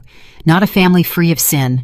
A man who knows exactly where he came from and chose, every single day, to go somewhere else." He paused. "And there's someone here tonight who tried very hard to make sure you'd hear my history as an accusation instead of a confession. He was paid to do it. He was used. And a few hours ago, he made a different choice." Across the room, Salvatore Moretti set down his glass. "Ryan," Vincent said, "come on up." And Ryan Caldwell stood from the back of the room, pale and shaking, and walked to the stage. And Olivia watched Salvatore's face, and for one instant, before the old man smoothed it over, she saw it, the thing Vincent had promised would come. The exact moment Salvatore Moretti realized his plan had failed. The warmth vanished. What was underneath was ancient and reptilian and furious, and it was, for a single heartbeat, pointed straight at Vincent with an intent to kill that Olivia felt across 40 feet of crowded room. Ryan took the microphone with trembling hands. "My name is Ryan Caldwell," he said. 3 months ago in this room, I put my hands on a young woman named Olivia Carter and tried to drag her somewhere private because she'd embarrassed me by being better at her job than I was at mine." His voice shook, but he kept going. "I've spent my whole life being a coward, pushing around people weaker than me because I was scared of everyone stronger. And 2 months ago, a man found me at the lowest point of my life and offered me money to destroy Vincent Moretti, and I took it because I wanted revenge and because I was too much of a coward to say no." He looked out at the crowd, at the reporters, at the powerful faces. That man is in this room right now. His name is Salvatore Moretti, and I'm done being his weapon. I'm not that. The room erupted, and Salvatore Moretti, silver-haired and elegant, rose from his seat in the chaos and began to move, not toward the door, but toward the stage, toward Vincent and Olivia, with a calm, purposeful stride that was somehow more frightening than any run. Olivia moved before she thought about it. She stepped in front of the stage, in front of Vincent, and later she would not be able to explain why, except that some part of her had decided a long time ago that she was done letting powerful men have their way in this room. "Get out of my way, dear," Salvatore said low, only for her, that warm voice again, though the warmth was gone from his eyes entirely. "No," Olivia said. The same word she'd said to Ryan 3 months ago, the word that had started everything. For just a moment they stood there, the old lion and the young woman who had nothing to lose, and Salvatore looked at her with something that was almost horribly like respect. "You really aren't afraid," he murmured. "How strange. I've spent 60 years making people afraid, and here you are." "I told you on the phone," Olivia said quietly. "I already lost everything once. You don't have anything I need. That's why you can't win. Not tonight, not ever. You built your whole life on being the thing people are scared of. And the one person who isn't scared of you is standing in your way, and there's nothing you can do about it, because there's nothing left you can take from me." Salvatore Moretti looked at her for a long moment, and then slowly the fury drained out of his face, replaced by something colder and more calculating, the look of a man recalculating odds in real time and not liking the numbers, because he was, above all, a survivor. And a survivor knows when a room has turned. He looked past Olivia at Vincent, at Ryan, at the reporters already typing, at the federal investigator who had quietly appeared at the edge of the crowd, at the whole beautiful clean trap that his own nephew had built around him, using nothing but the truth. And he understood, the way only a man who had spent his life setting traps could understand, that he had just walked into one. "Well," Salvatore said softly to Vincent over Olivia's shoulder, "you did it the clean way. I didn't think you had it in you." His mouth twisted. "Your father would be ashamed.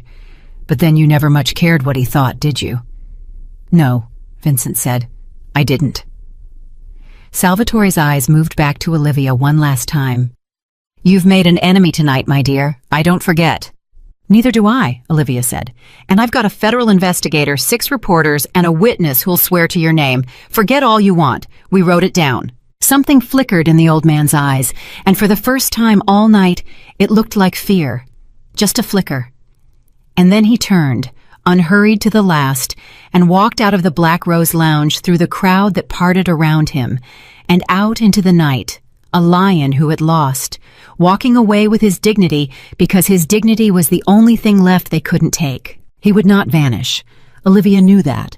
Men like Salvatore did not simply disappear because they lost one night. There would be a reckoning someday, in some form. But he would never again have any hold on Vincent, because Vincent had done the impossible thing. He had won without becoming him. He had made himself into a man who needed nothing the old world had to offer. And a man who needs nothing cannot be owned. The rest of the night was chaos and light. The reporters swarmed.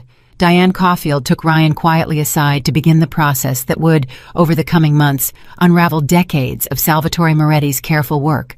One protected witness at last cracking open a door that 6 years of investigation had never managed to budge.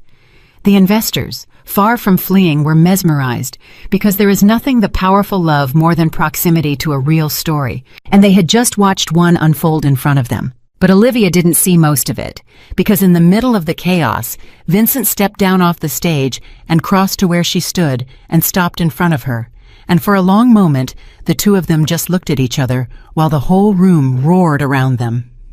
"You stepped in front of me," Vincent said. "When Salvatore came, you put yourself between him and me." "I know." "Why?" "Because you spent your whole life expecting to face men like him alone," Olivia said, "and I wanted you to know you don't anymore." She reached up and touched his face, the way she had in the office the night before. "You gave Ryan a choice, because I once told you people can change. You confessed your family's history instead of hiding it. You beat the most dangerous man in this city without becoming him, without hurting anyone, without one single thing your father would have recognized. Do you understand what you did tonight, Vincent? You proved it. The whole thing I've believed my entire life that nobody ever let me prove. That the good way can win. You're the evidence now, not me, you.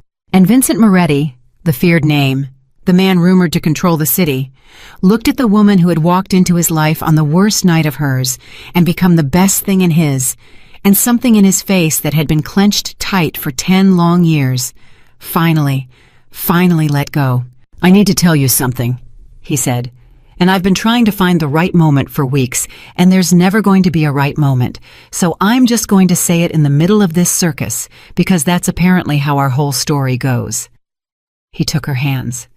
The night I stood up in this room 3 months ago, I told myself I was doing it because Sophia asked me to, because it was the right thing, because I couldn't watch a man hurt someone weaker. And all of that was true, but it wasn't the real reason. His voice dropped. The real reason is that I'd spent 10 years fighting to become a good man, and I had no idea if it was even possible, if any of it was real, or if I was just a Moretti wearing a costume.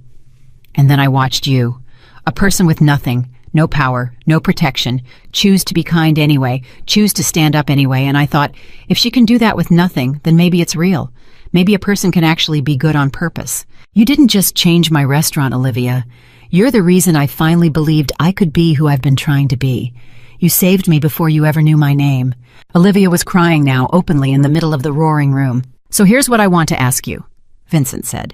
And you can say no, the way you say no to everyone, the way you said no to Ryan and no to my uncle, and I'll respect it more than you'll ever know.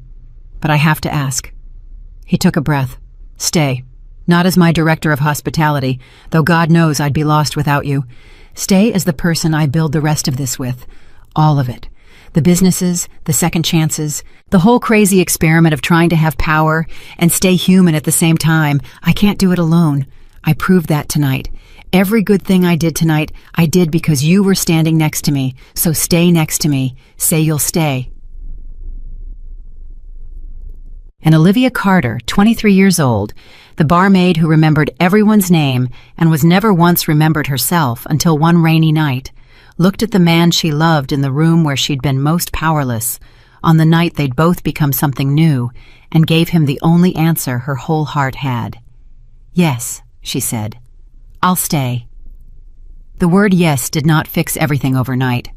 Real life never works that way. The months that followed the night at the Black Rose were not a fairy tale. They were work.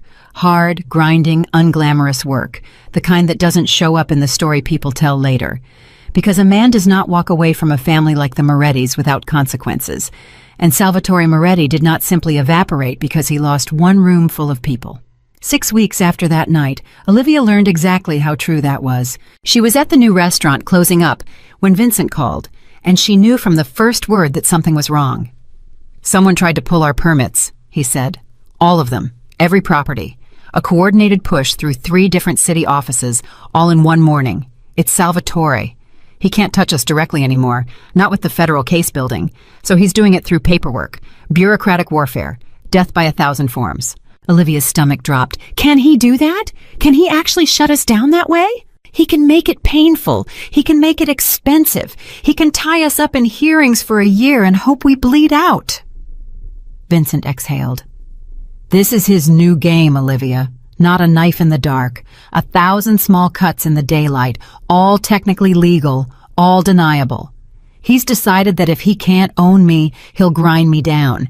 And the maddening thing is I can't fight it the way I'd want to, because the old way, the fast way, is exactly the thing I gave up. And there it was, the cost of the clean way, arriving right on schedule.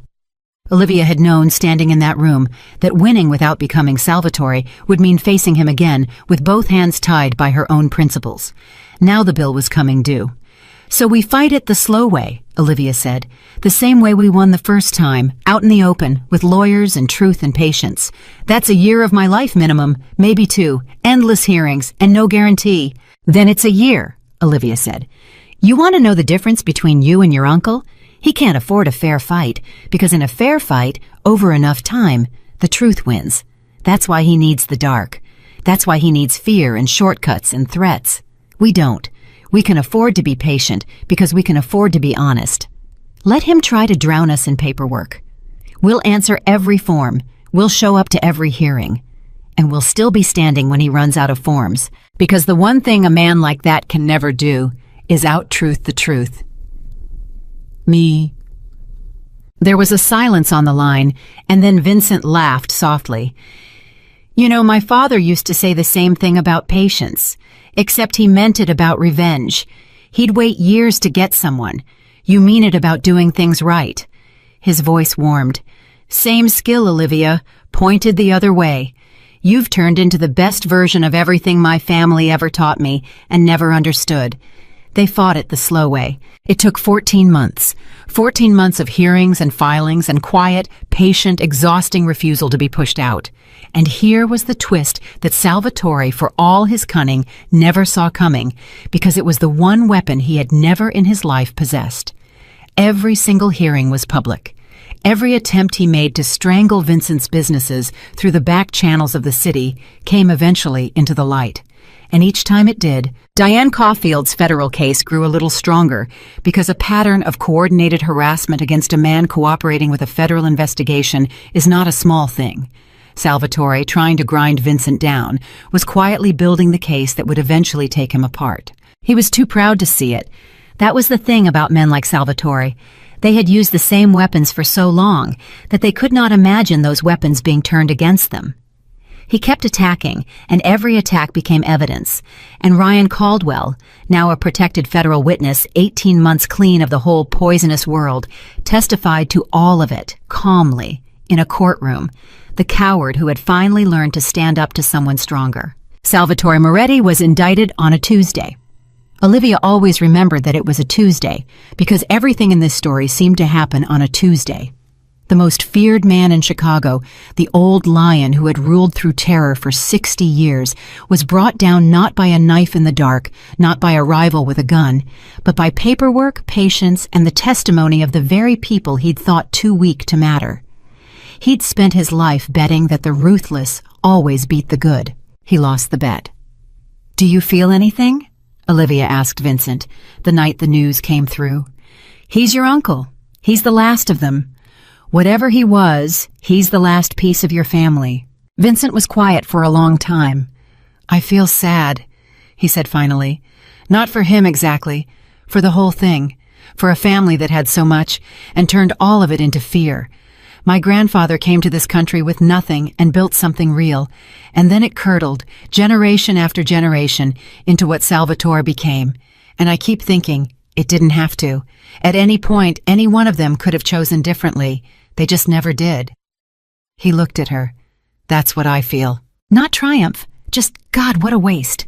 All that power, and the only thing any of them ever built with it was more fear. "And then there was you," Olivia said softly. "And then there was me, because a barmaid with nothing showed me it was possible to do it another way." He pulled her close. "You broke the whole thing, Olivia, not the family business, the curse. Whatever it was in my blood that made all of them into what they were, it stops with me, and it stops because of you." But the story was not only about Vincent and Salvatore. It was, from the very first night, about Olivia. And the deepest change of all was the one that happened in her, because the young woman who had planted her feet on the floor of the Black Rose and refused to be dragged into the dark, the woman who had been so certain she was insignificant, that a single kind question could bring her to tears, had become someone she herself did not fully recognize. She was, by the end of that second year, the director of hospitality for a growing empire of restaurants and hotels, all built on the philosophy she had carried her whole life and never before been allowed to use.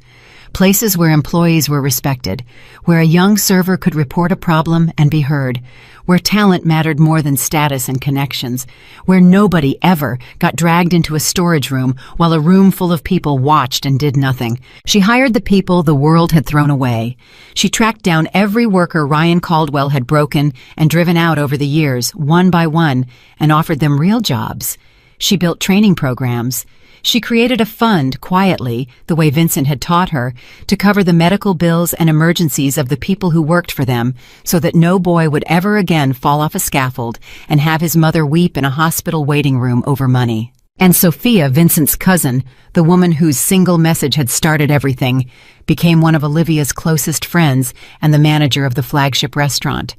It was Sophia who said it best one night, watching Olivia move through a full dining room the way she always had, remembering everyone's name, making every stranger feel like the world had a place for them. "You know what's funny?" Sophia said.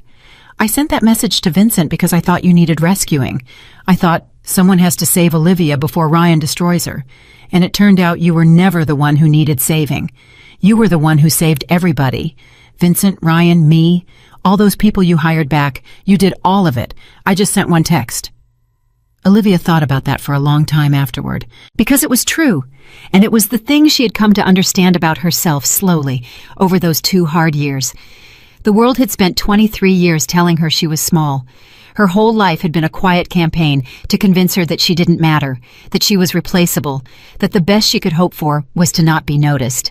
Ryan Caldwell had been only the loudest voice in a chorus that had been singing to her since she was a child, and every single one of them had been wrong. She had never been powerless. She had simply lived in a world that refused to recognize the kind of power she had. Because it was not the power to frighten people, or to control them, or to make them small. It was the power to see people, to make a stranger feel they belonged, to stand her ground when everyone told her to move, to refuse an old lion's bargain because she had already survived the worst thing he could threaten her with. That was power, too. It had always been power. The world just never called it that because the world was run, for the most part, by men like Ryan and Salvatore who could only recognize the kind of strength that hurt people. Olivia had spent her life thinking she needed someone to give her a chance. What she'd actually needed was to stop waiting for permission. 1 year to the day after the night at the Black Rose, Vincent brought her back to the lounge. It was theirs now, fully renovated, transformed into the first and best of everything they'd built. The marble bar was still there, the same bar where Olivia had spent 3 years being underestimated, the same bar where Ryan had crushed her wrist while 40 people watched.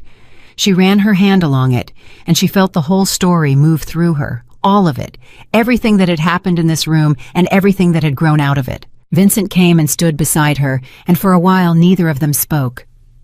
"Do you remember," he said finally, "what I asked you the night we met? After it was all over, when you were wiping down this bar and I offered you a job? You asked if I was brave enough to take it. And do you remember what you asked me?" Olivia smiled. "I asked why you'd want me.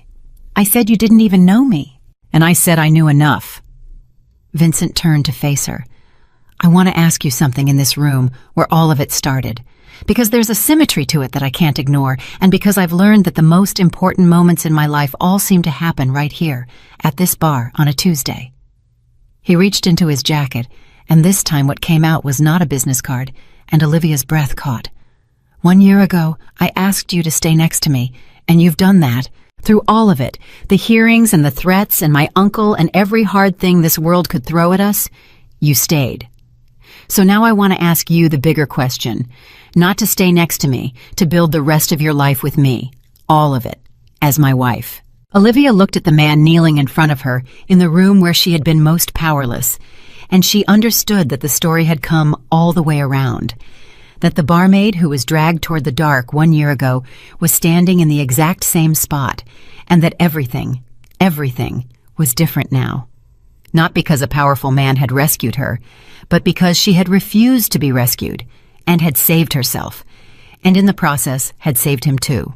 "You know what the strangest part is?" she said, and her eyes were bright.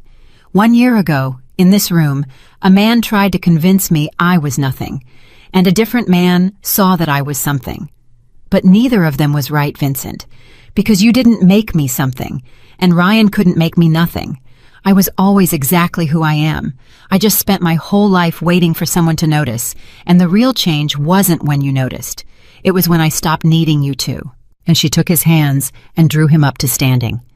"So yes, I'll marry you, but not because you saved me. Because you're the one person who ever understood that I didn't need saving. And that's the only kind of love I was ever going to say yes to. Vincent kissed her in the middle of the empty lounge, and outside the rain fell the way it had 1 year ago, and everything and nothing was the same. They were married that spring in a small ceremony full of the people they'd built their strange, beautiful life around.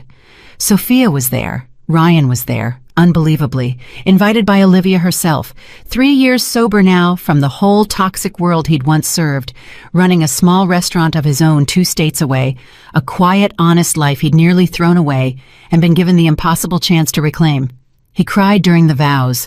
The man who had once dragged Olivia toward a storage room stood at her wedding and cried because a young woman had believed out loud in front of a whole room that people should be judged by what they choose to become after their mistakes, and then she had actually let him become it. Even Diane Caulfield came, the federal investigator who by then had used Ryan's testimony and 14 months of Salvatore's own reckless attacks to build the case that put the last of the old Morettis away for the rest of his life.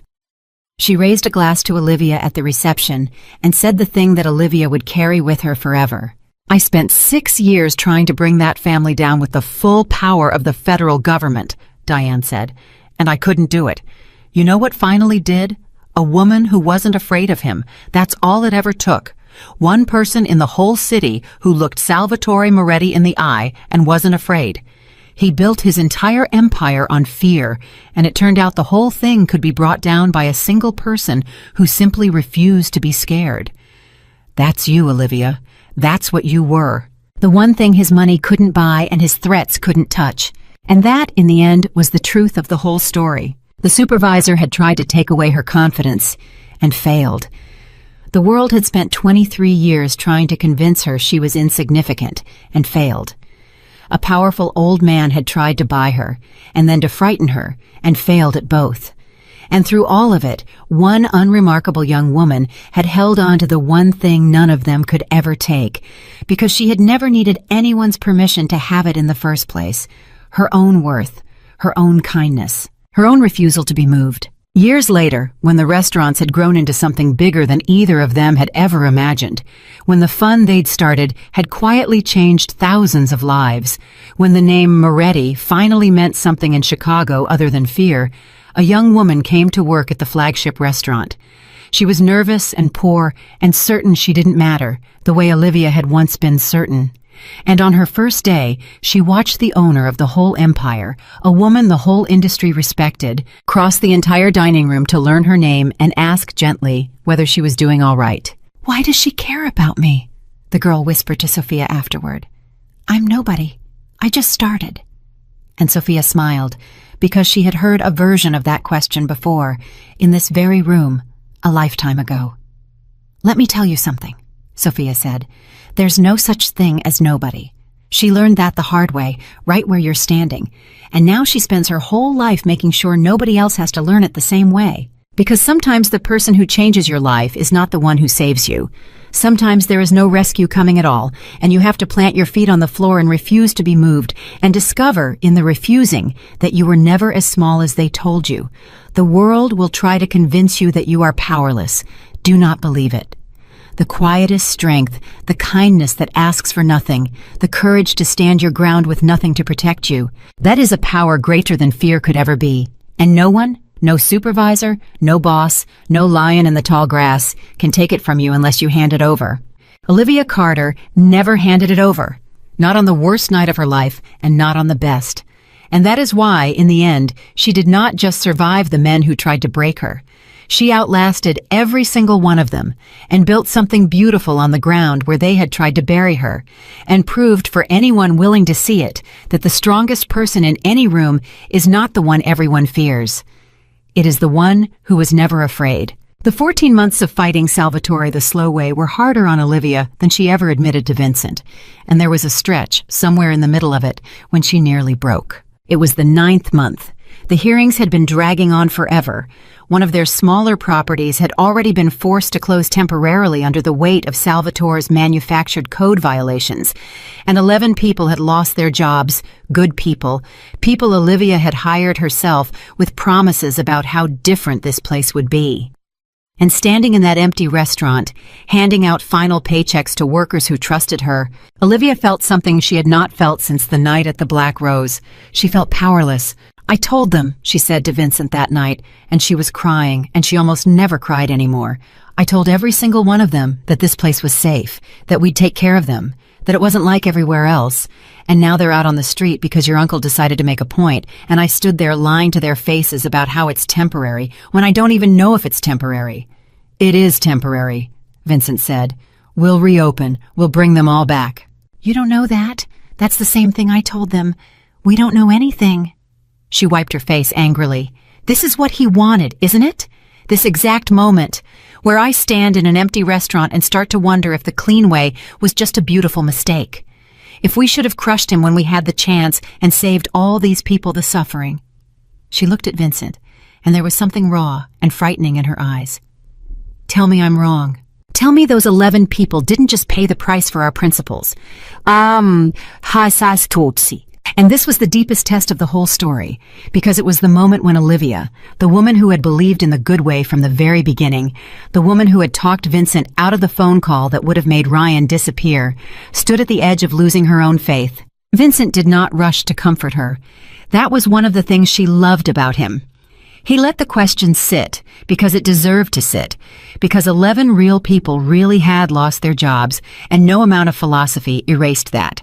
"I can't tell you they didn't pay a price," Vincent said finally. "They did. That's real. I won't insult them by pretending otherwise."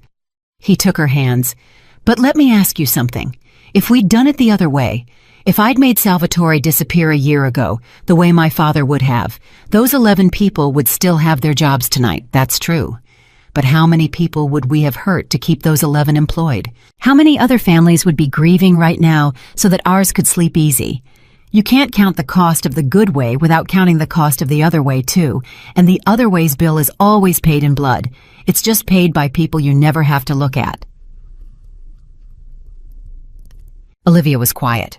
"The reason it feels so much worse," Vincent went on, "is that the cost of doing right is always visible. You have to look those 11 people in the eye. The cost of doing wrong is invisible. It's paid by strangers in the dark. And that's exactly why it's so tempting, because you never have to see the receipt. My whole family chose the invisible bill their entire lives. That's how they slept at night. Not because they hurt fewer people, because they never had to watch." He squeezed her hands. "You're watching, Olivia. It's tearing you apart because you're watching. And I need you to understand that the watching is the whole point. It's the thing that makes us different. The day we stop being able to look at the people we hurt is the day we become them." Olivia sat with that for a long time, and then she wiped her face one more time and stood up, and something in her hardened back into place, not into coldness but into resolve. "Then we bring them back," she said. "Every single one of those 11, no matter how long the hearings take. We keep paying them. We keep them on the books even with the doors closed. It'll cost a fortune and I don't care. Because if the difference between us and Salvatore is that we have to look at the people we affect, then I am going to make sure that when I look at those 11 people, I can tell them the truth. That we never let go of them. Not for one day." And they did exactly that. For 5 months, while that restaurant sat closed under Salvatore's bureaucratic siege, Vincent and Olivia kept all 11 employees on full pay, doing nothing, waiting, because Olivia had decided that her word was going to mean something even when it cost her everything. It nearly bankrupted one of their holding companies. Vincent never once complained about the money, and when the hearings finally broke their way, when the manufactured violations were exposed for exactly what they were, that restaurant reopened with all 11 original employees standing in the doorway, and not one of them ever forgot that in the hardest year, the owners had refused to let them fall. That was the story that got around. Not the Mafia rumors, not the courtroom drama, that one. The story of a place that kept paying people to stay home rather than break its word. And it did more for the reputation of the name Moretti than any amount of money could have bought, because you cannot manufacture that. You can only earn it, one hard, expensive choice at a time. Boy, there was another moment, later, that Olivia never told anyone about except Vincent. And it was the moment she understood how completely she had changed. Salvatore's lawyer reached out to her, quietly, near the end, when the federal case was closing in, and the old man could see the walls coming down. The offer was extraordinary. A sum of money large enough to change her life forever. Generational money. The kind of money that meant she would never have to worry about anything again. The kind of money that could have erased the poverty of her childhood and her mother's childhood and her children's futures all at once. In exchange, all she had to do was develop a sudden gap in her memory about certain things she'd witnessed. A small softening of her testimony. Nothing dramatic. Just enough uncertainty to give the old man a crack to slip through. And Olivia, who had grown up with nothing, who knew exactly what that money could mean, who had once cried over a single kind question because she'd been so starved for value, sat with that offer for one full night. She told Vincent about it the next morning. "You thought about it," he said. It was not an accusation. He was just watching her carefully. "Of course I thought about it," Olivia said. "I'd be lying if I said I didn't. Do you know what that money would have meant to the girl I used to be, the one who counted tips to make rent? She would have taken it in a heartbeat. She would have told herself it was survival, that people like us don't get to have principles, that the rich people making the rules never played fair anyway, so why should she?" Olivia looked at her hands. "I heard her, Vincent, all night. I heard the scared broke girl I used to be, begging me to take the money and be safe forever. But you're not going to take it. No." And she said it simply, without drama, which was how she'd learned the most important things get said. Because that scared girl and I made a deal a long time ago on a rainy Tuesday night in a lounge when a man had his hand around my wrist. I promised her that we were never going to let anyone convince us we were nothing ever again, and taking that money would break that promise, because it would mean I finally agreed with all of them. It would mean I decided my word had a price, and Salvatore found it. And everything I've been telling those young servers about how they matter, about how kindness is strength, about how you don't have to hand over your worth to survive, all of it would have been a lie, and I'd have known it was a lie every single day for the rest of my life while I spent his money. She shook her head. "I already lived through having no money, Vincent. I survived it. What I could not survive is knowing I sold the one thing about myself that was ever worth anything. So no. Tell his lawyer no. Tell him the girl who used to count tips says the price is too high. Vincent looked at her like she was the eighth wonder of the world. "You know," he said quietly, "my uncle offered men their heart's desire their whole lives, and almost none of them ever said no. Judges, politicians, men with everything to lose. He found their price every single time, because everyone has a price. That was his entire philosophy. That's how he ran the world." He crossed the room and took her face in his hands. "And here you are, the girl with nothing. The one person in 60 years he couldn't put a number on. Do you understand what that makes you? You're the thing he swore didn't exist. You're proof that his entire worldview was wrong. That's why he's really going to lose, Olivia. Not because of the evidence or the testimony, because you exist, and your existence means the one rule his whole life was built on, the rule that everyone can be bought, was a lie." Salvatore Moretti went to prison for the rest of his natural life, and the story goes that on the last day, when it was all finally over, he asked, through his lawyer, to speak with just one person before he was taken away.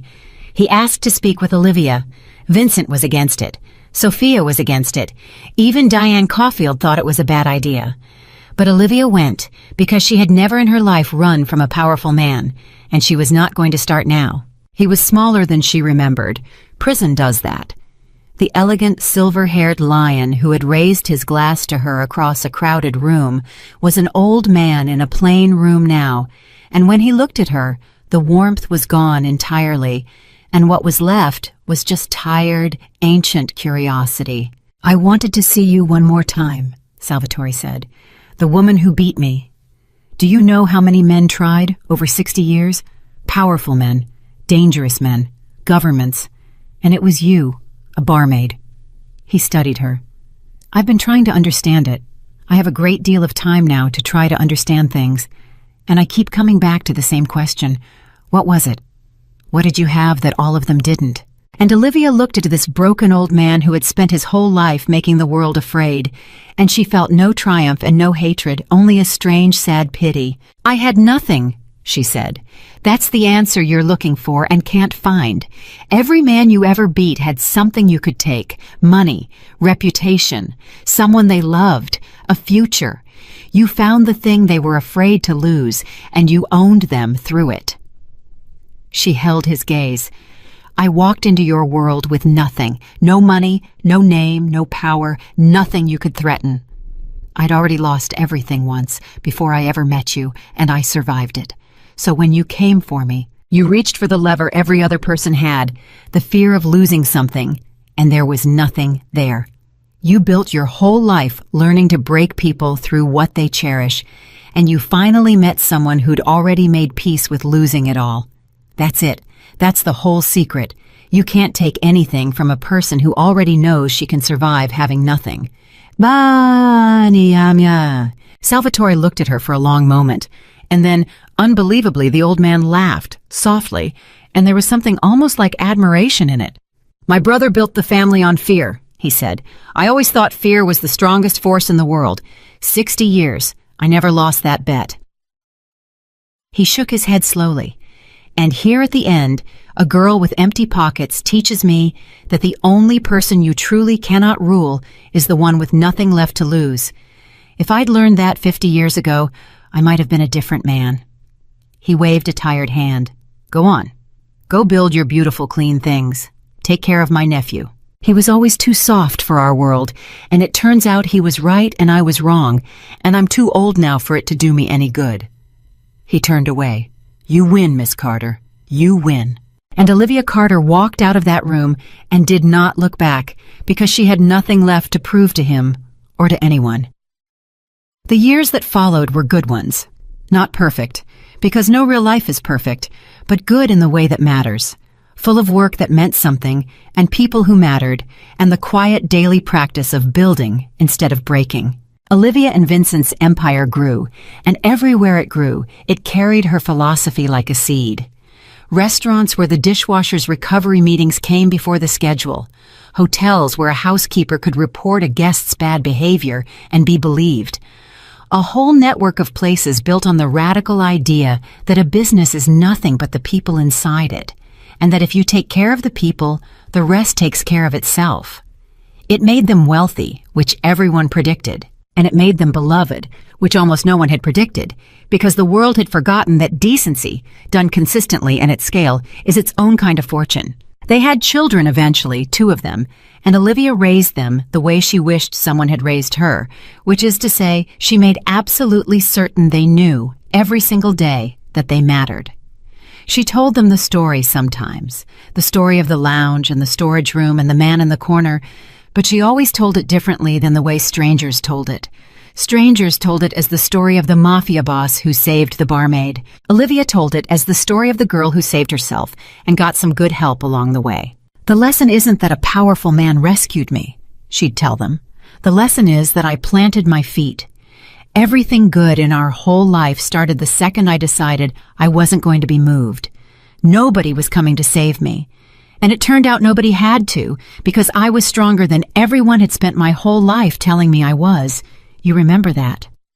When the world tries to tell you you're small, and it will, you plant your feet, and you refuse, and you find out what you're actually made of." Vincent became, in time, exactly the man he had spent 10 agonizing years trying to become. The name Moretti, which had meant fear for 3 generations, came to mean something else entirely, and he lived long enough to see it, which is a mercy most people who try to change their family's story never get. On the wall of his office, he kept only one thing from the old days, a single photograph of his grandfather, the immigrant who had come with nothing and started it all, before it curdled. Vincent kept it, he said, as a reminder that the story could have gone right the first time, and that it finally had 4 generations late. And Ryan Caldwell, the coward who had started it all with his hand around a young woman's wrist, lived out a quiet, honest life 2 states away. And every year on the anniversary of that night, he sent Olivia a single letter. He never asked for anything in the letters. He just told her how his year had gone, what his little restaurant was doing, how his life had turned out. And every year Olivia wrote back, because she had decided long ago that people should be judged by what they choose to become after their mistakes. And she was not going to be a hypocrite about the one belief that had organized her entire life. There was one line in one of Ryan's letters that Olivia kept folded in a drawer for the rest of her days. He wrote it in the 5th year. He wrote, "You could have destroyed me, and everyone would have said I deserved it. Instead, you told a whole room full of powerful people that I could change before I'd given you any reason to believe it.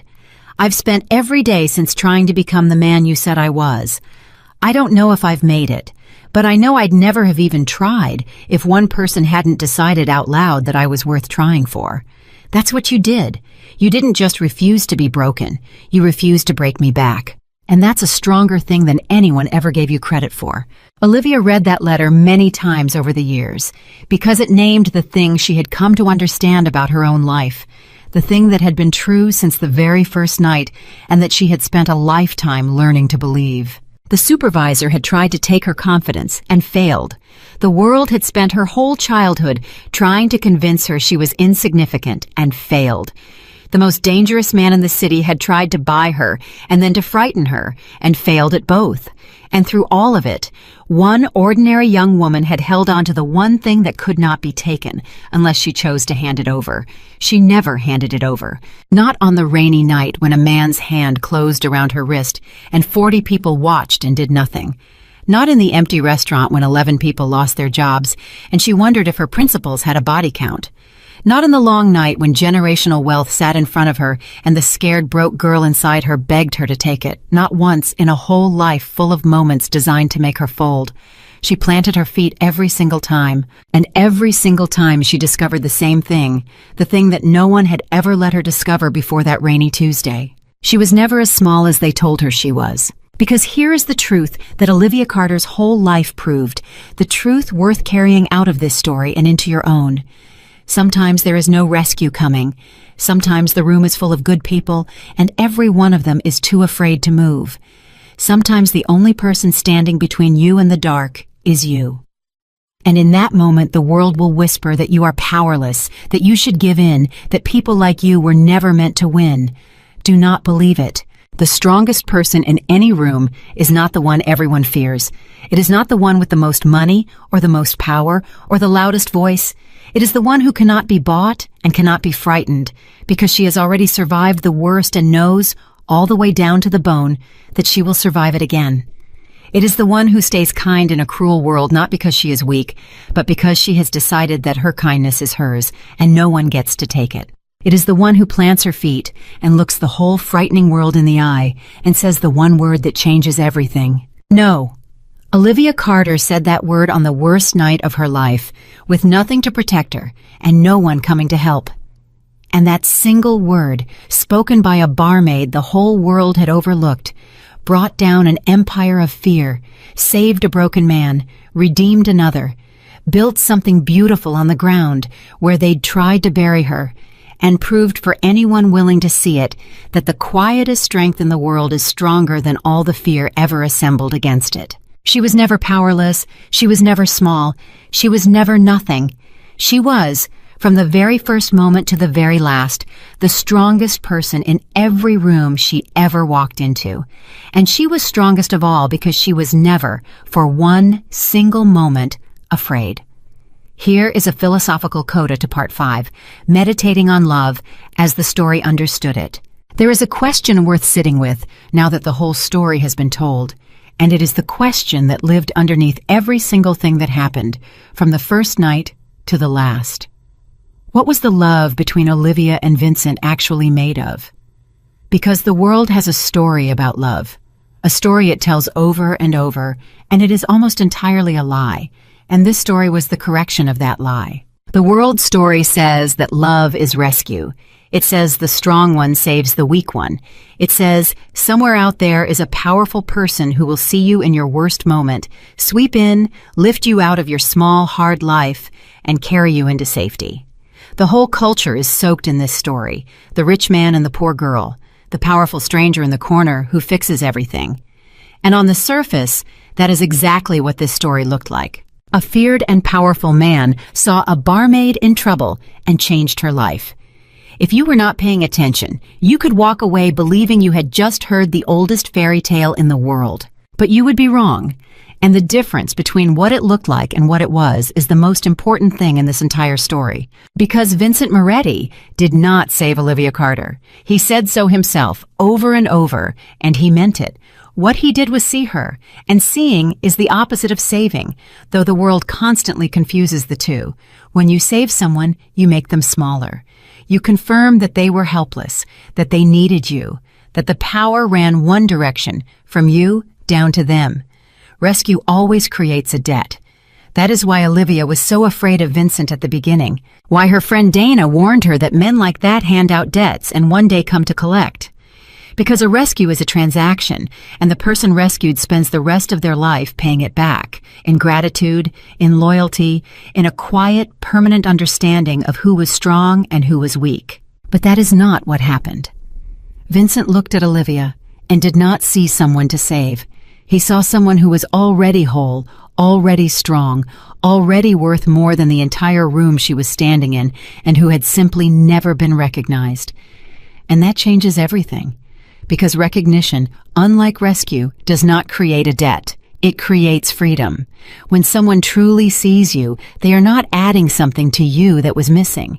They are witnessing something that was always there, and you owe them nothing for it, except perhaps the astonishing relief of finally being known. That is the first truth this story tells about love. Real love does not rescue, it recognizes. The person who loves you rightly is not the one who saves you from your life.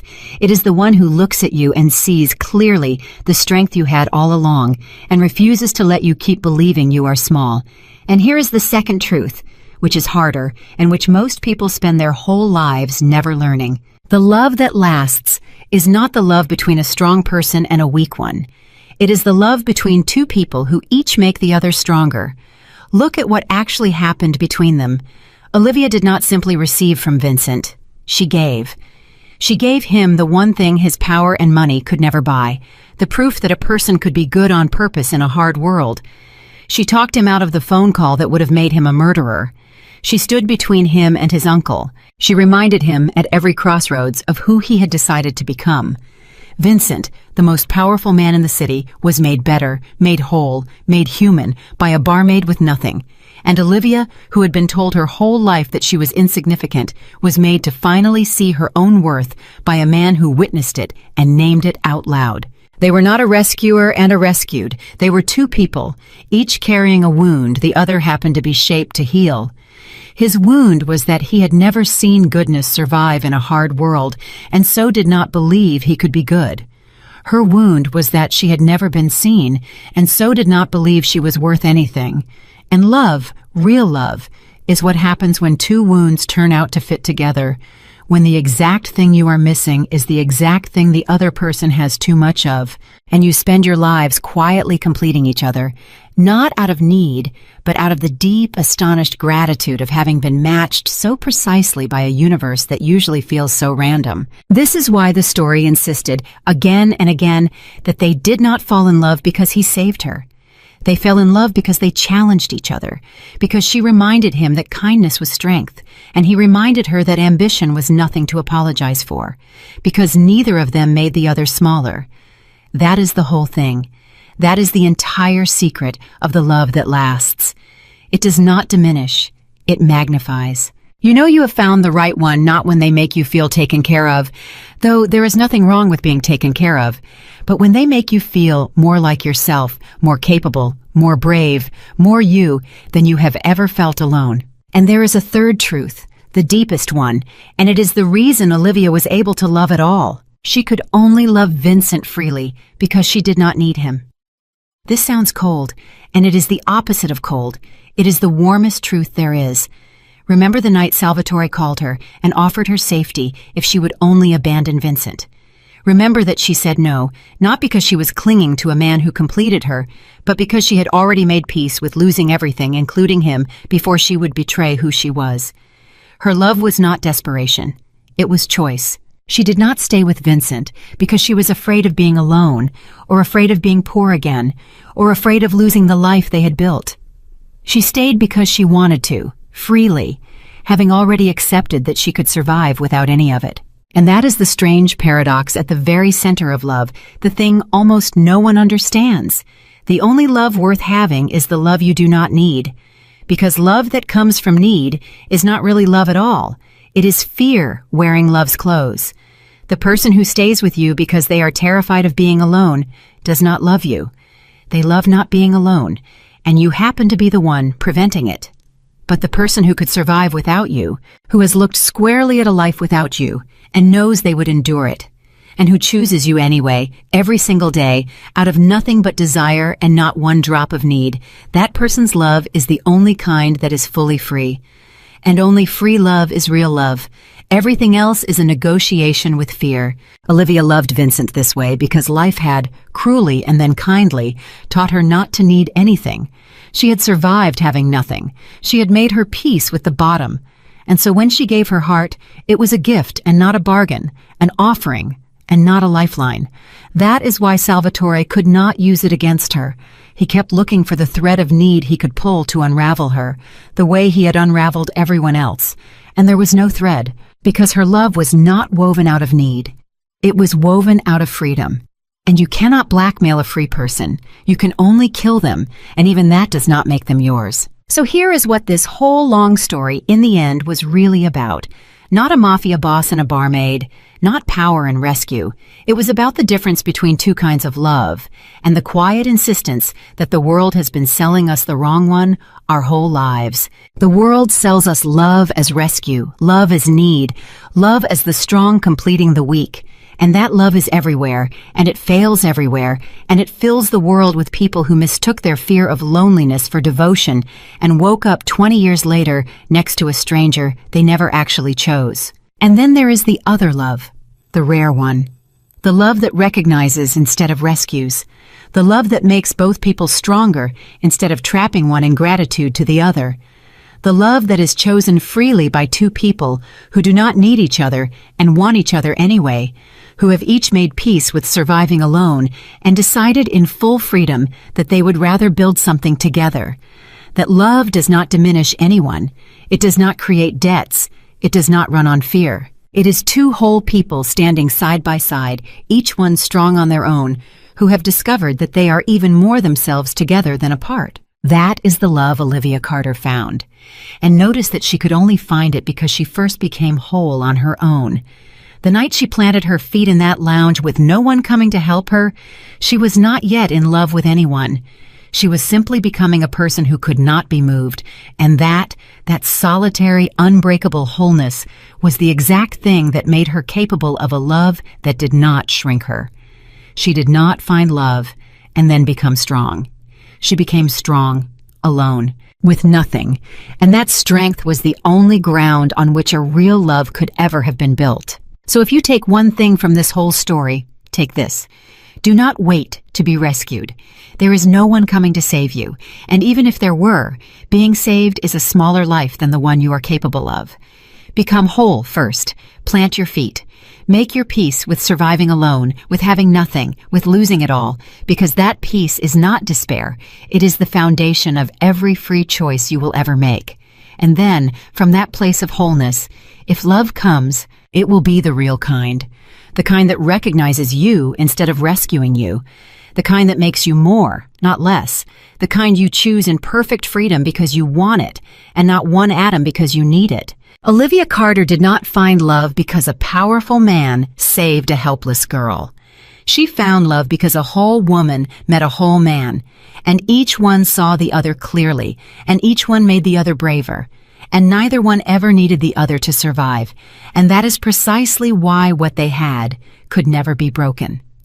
Because the strongest love, like the strongest person, is the one that was never, for one single moment, built on fear.